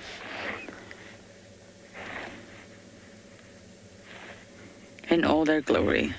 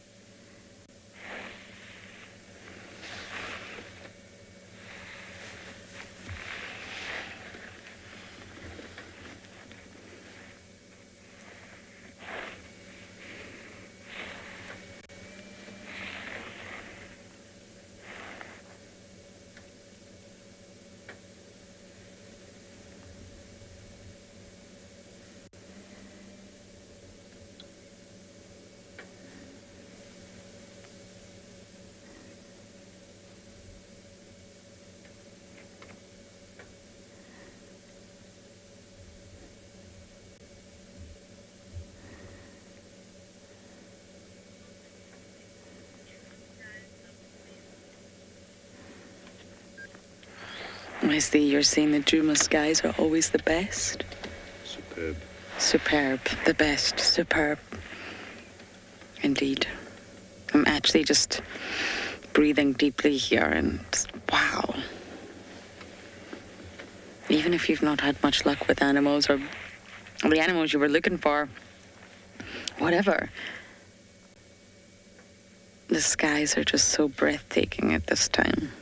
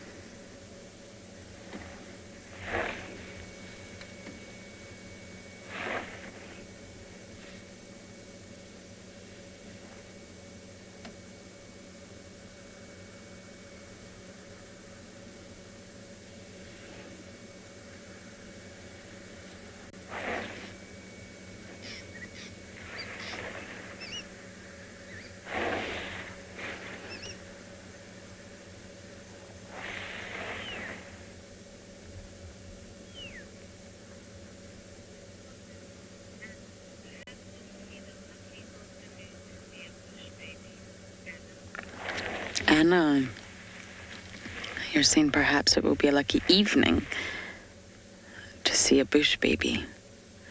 If that is on your list, Anna, I will do my very best. I must say I've actually not had a bush baby sighting in quite a while.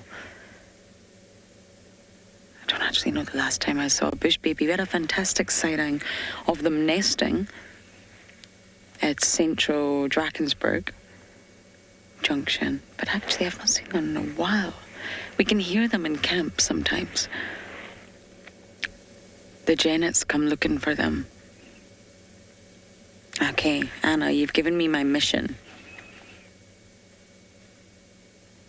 Bush babies. And of course we can view them completely and entirely because we're not using lights.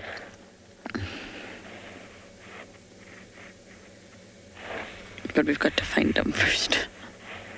A bat just flew across the screen earlier. Did you see it, doll? I didn't. A tiny little bat.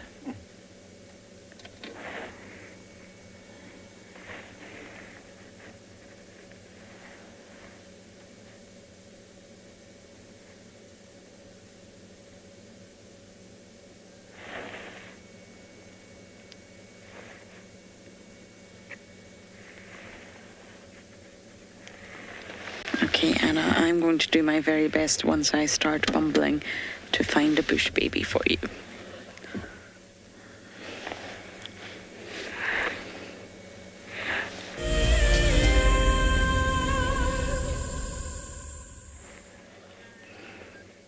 We're just admiring the skyline. It's like a painting. It is literally breathtaking.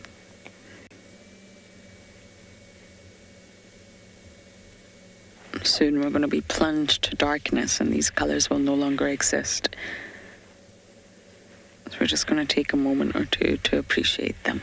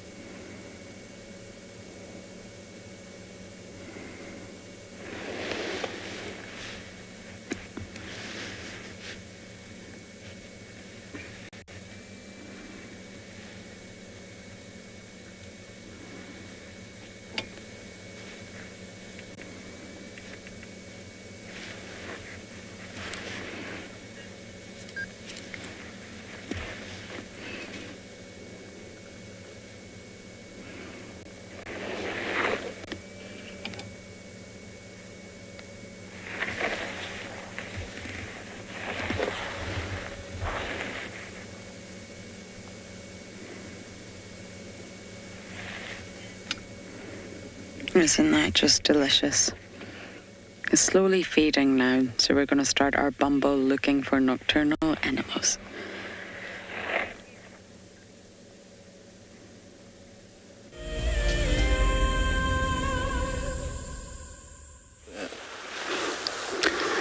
Right, everybody, we're still sitting here with our beautiful elephants. They're actually making their way now towards our vehicles, which is it's very good. Trying to smell at us.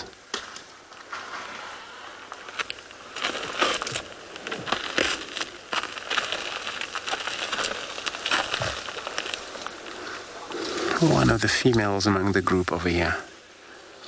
That one.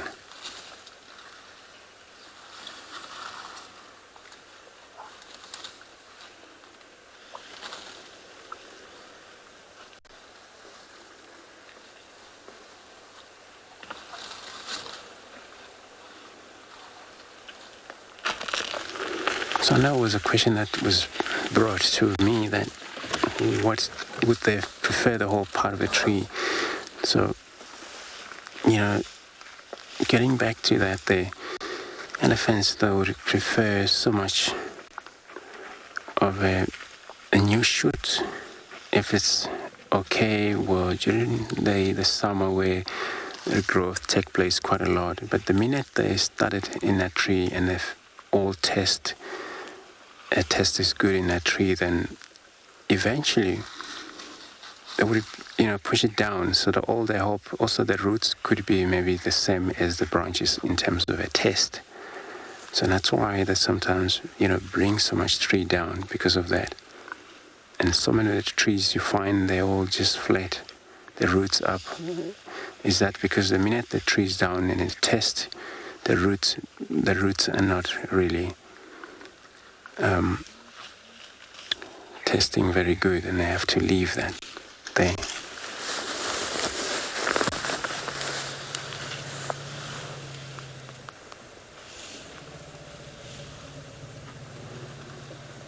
We're all communicating.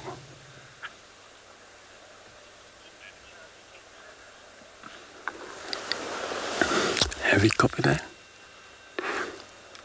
Sure, I got a problem with my communication. Yeah, I got it. I know there's a question. It's bringing it up.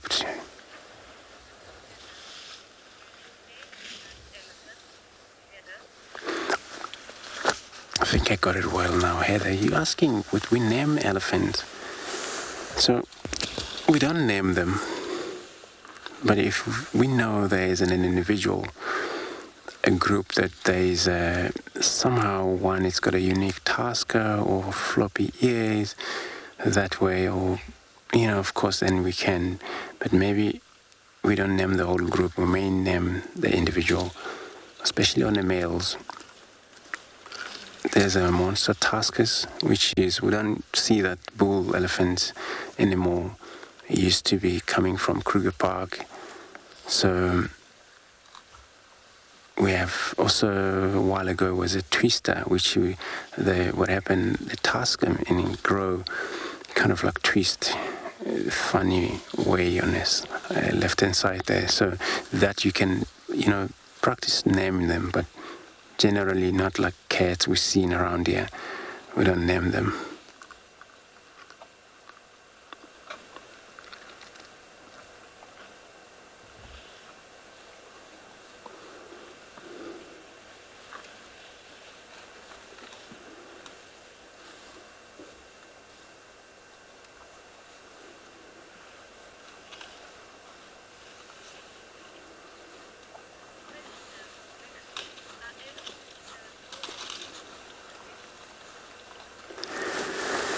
So, Lucy, you asking, would the elephants territorial? No, they are not territorial. But there is, so amongst the females, there is a matriarch, but she also have assistants there, and these are the ones that lead the herd. But also there is a system where there's a bunch of male, you find them in a group, but it's got to be a bigger one who actually, you know, bigger than the rest. Oh, it was frightening there. It's one of the elephants trying to make sound right behind us. So, but they're not territorial. But there's a dominees in amongst the group.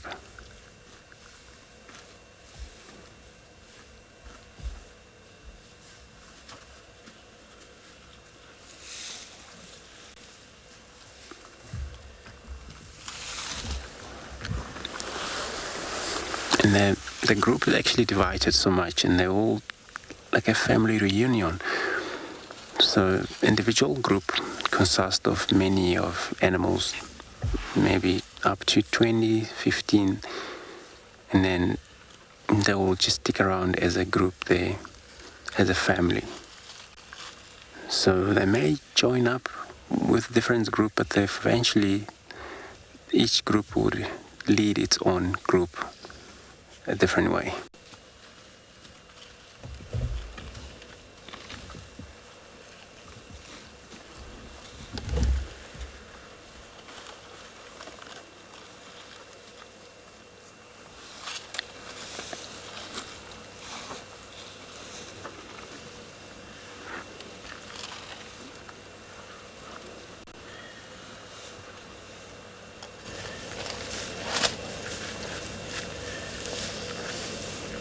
And the bull that do fight for a dominate, or of course, and the bulls come into mast from the age of 25, begin to come on mast from there, looking for an opportunity to reproduce, but only when he's about 25 years, and he's still maybe young to dominate. And then when they're on mast, they're kind of like a little bit of a out of control. They kind of are mean animals, and the time they get too much into trouble with big bulls, would take advantage of fighting the dominant bull, and they get injured, results in death with these tuskers when they fight.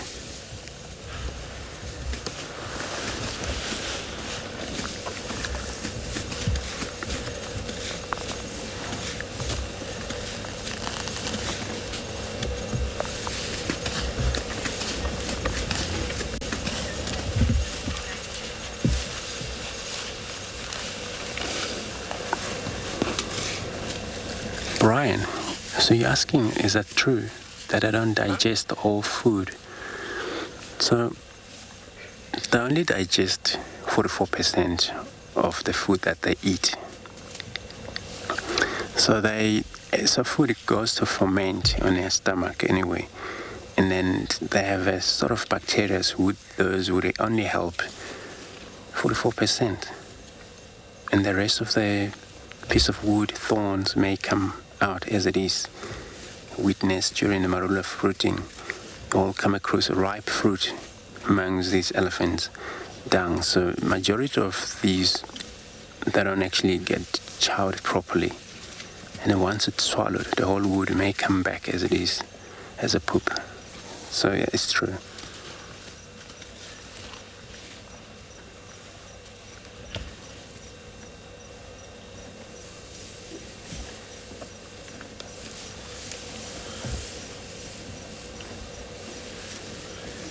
So those animals that don't chew cud, not only the elephants, but hippos and all of these warthogs and the zebras, they're one-chambered.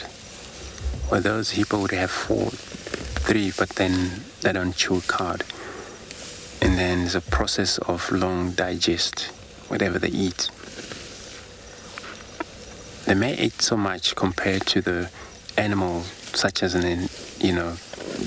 antelopes, these bovine buffaloes, because they would have time to feed. After a drink, they would lie down, chew cud.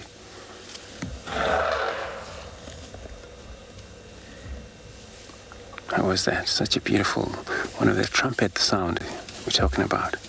That sound can travel further away this time of evening.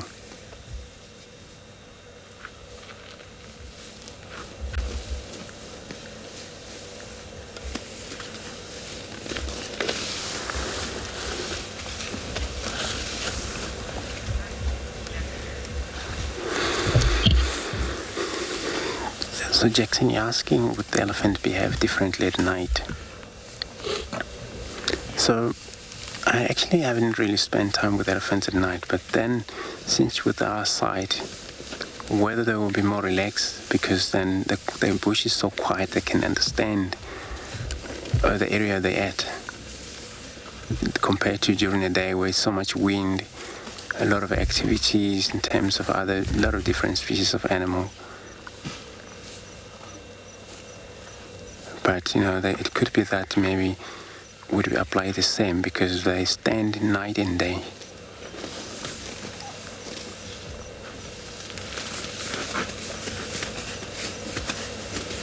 So though at night then they will rely on sense of smell than sight because maybe then it would be even less to see compared during the day. But that actually won't make them so mean, or depending on elephants, the behavior, it's always there as other animals. You find the animals are so skittish and naturally. You find some animals so relaxed, you wouldn't believe that you're looking at the very same species that was running away first time.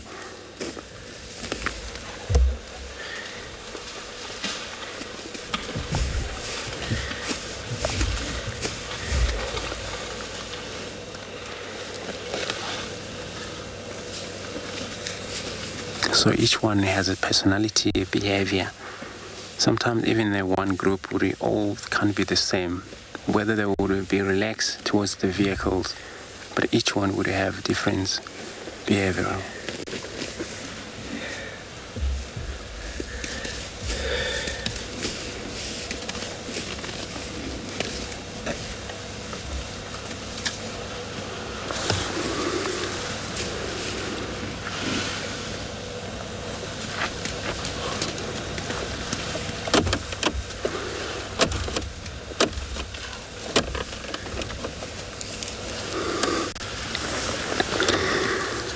So we're still on this main road. The elephants have been so cool that they just came out of the bush here, but very well. They're not actually running across, and they're just enjoying. So would it be maybe a matriarch as a leader? Now somebody's going to drive past here. We're going to pan up to the tree because this is the only way they're going to drive past. We're just on the other side of the road.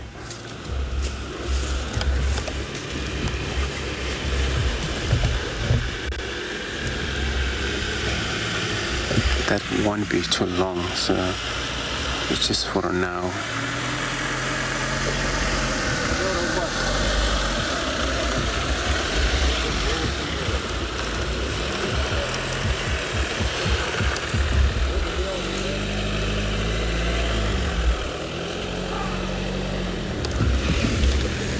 But that seems to be like the light there. But that will be fine because these guys are just driving past by.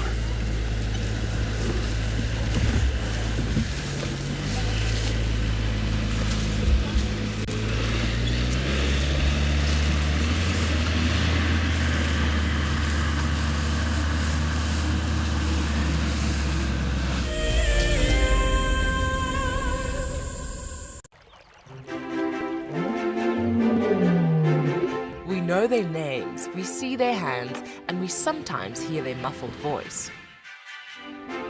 One thing for sure is that WildEarth wouldn't be possible without the people behind the camera. It is often easy to forget the presence of the camera operator until you seamlessly follow a bird as it swoops through the air. And then you realize that you are the camera. Everything you see is because of a job well done.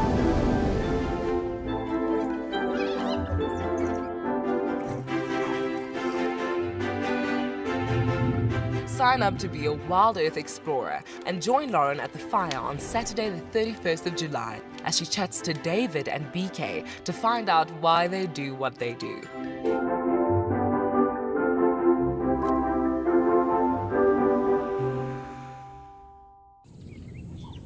My name is Moritz and I come to you live every day from Tswalu Kalahari here in South Africa. My favorite thing is probably the predators. And as you can see, we're looking at some of them right now.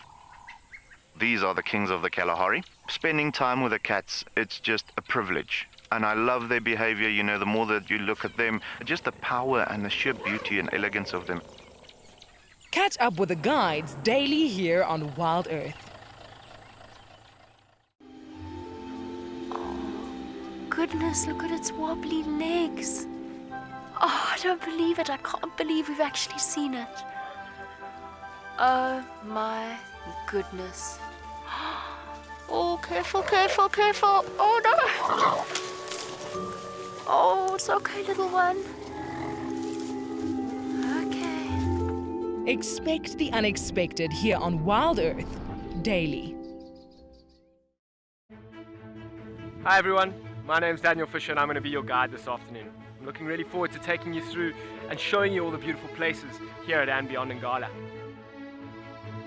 If you have any questions, please register on our website. Once registered, go to the live page feed and post your questions underneath the live feed. Join me on my next safari through andBeyond in Ngala on WildEarth. Send me live questions through the WildEarth website and I'll answer them live from the African bush.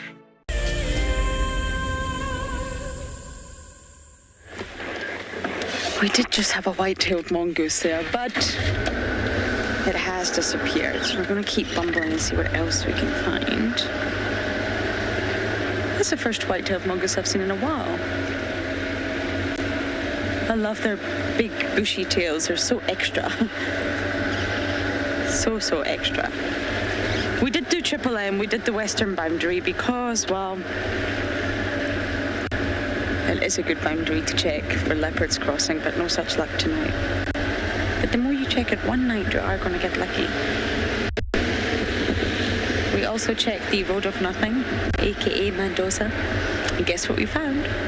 Davi, what did we find? Evidence of hardball.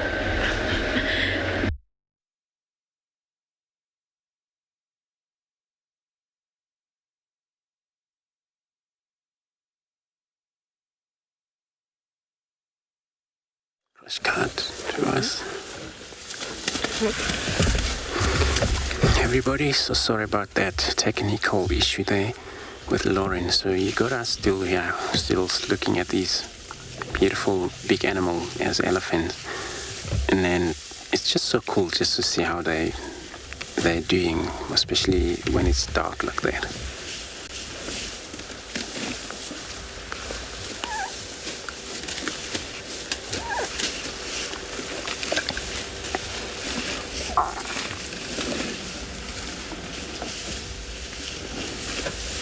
And they may spend time around here and then maybe cross to, because they come from the west. Now they're going to be entering Djuma property, and then they have to be on look for water, I think. They can drink also in the night.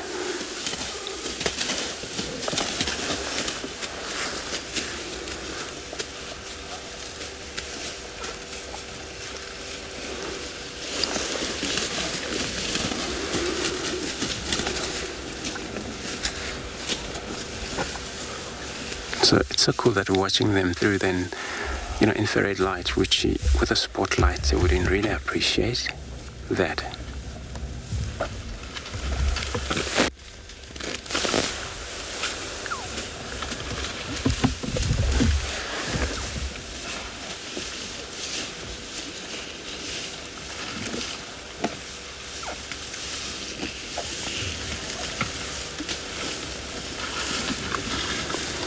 Nazarene, so you're asking what are the elephant's lifespan? So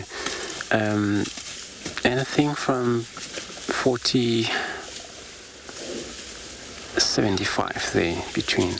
So in the wild, of course, they can live shorter. When they reach up to about AET, this is when they're probably in captivity, where they all take care of any disease that may interfere in an animal.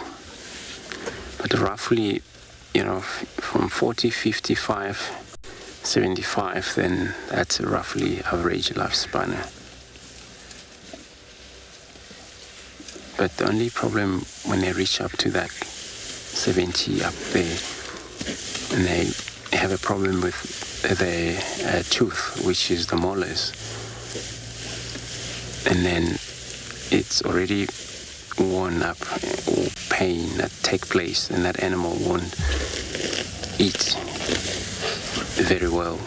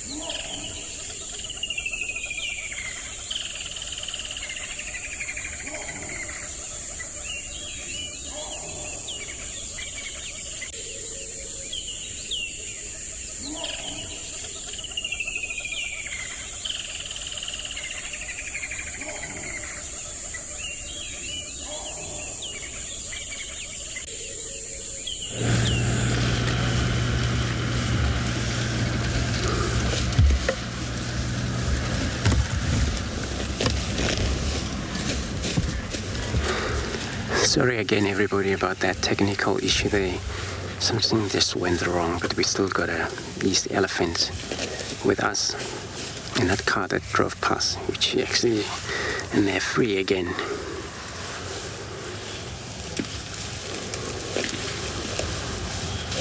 So once the tooth wound up, well then they weren't able to feed as normal, and they need these teeth, molars, to sustain their lives.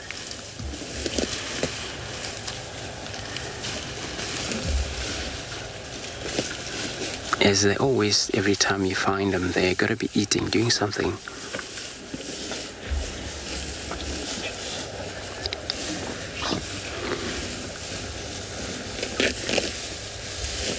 So it results in maybe that elephant may die of starving, because if the elephant doesn't actually eat for maybe a day or so, then it's going to be so much loss of weight.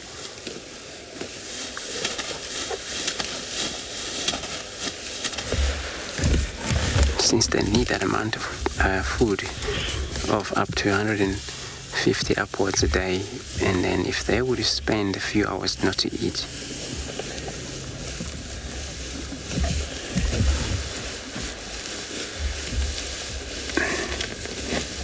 white men. So you're asking how long I have been a guide for. So I've been a guide for since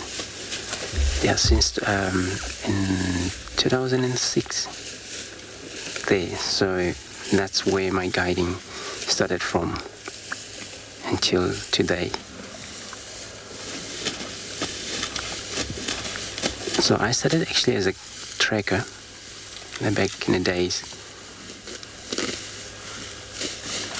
The only thing that I wasn't too sure about whether I'm going to do it or not was sitting on the front of a car.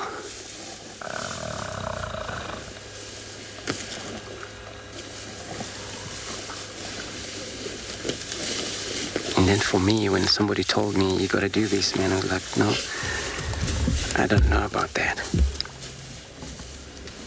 So I used to take care of the camp maintenance, fixing stuff in these guest rooms and stuff like that. Garden keeper there, but at lodges. So, but once I started being a tracker, then I fall in love with animals and then get to understand them. So I love it.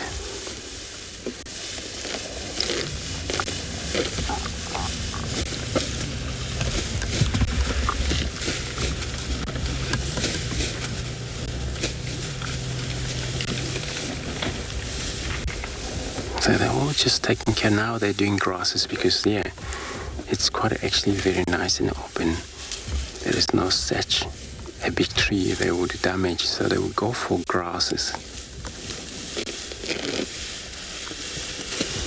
Because this grass here, it's a little mound, so it's slightly sweeter. Rhino would love such a grass like this. Hippo would love grazing around a mound also.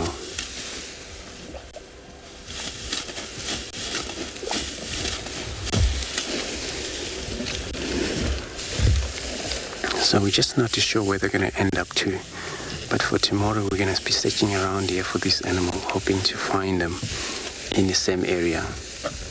At the same time we would have a job to look for the wild dogs, see how far they will be ran into, also the lionesses that we saw first time this afternoon. So everybody, we're coming in the end of the show for this evening. We all thank you so much for part of the show for this afternoon. We'll see you tomorrow morning. Goodbye.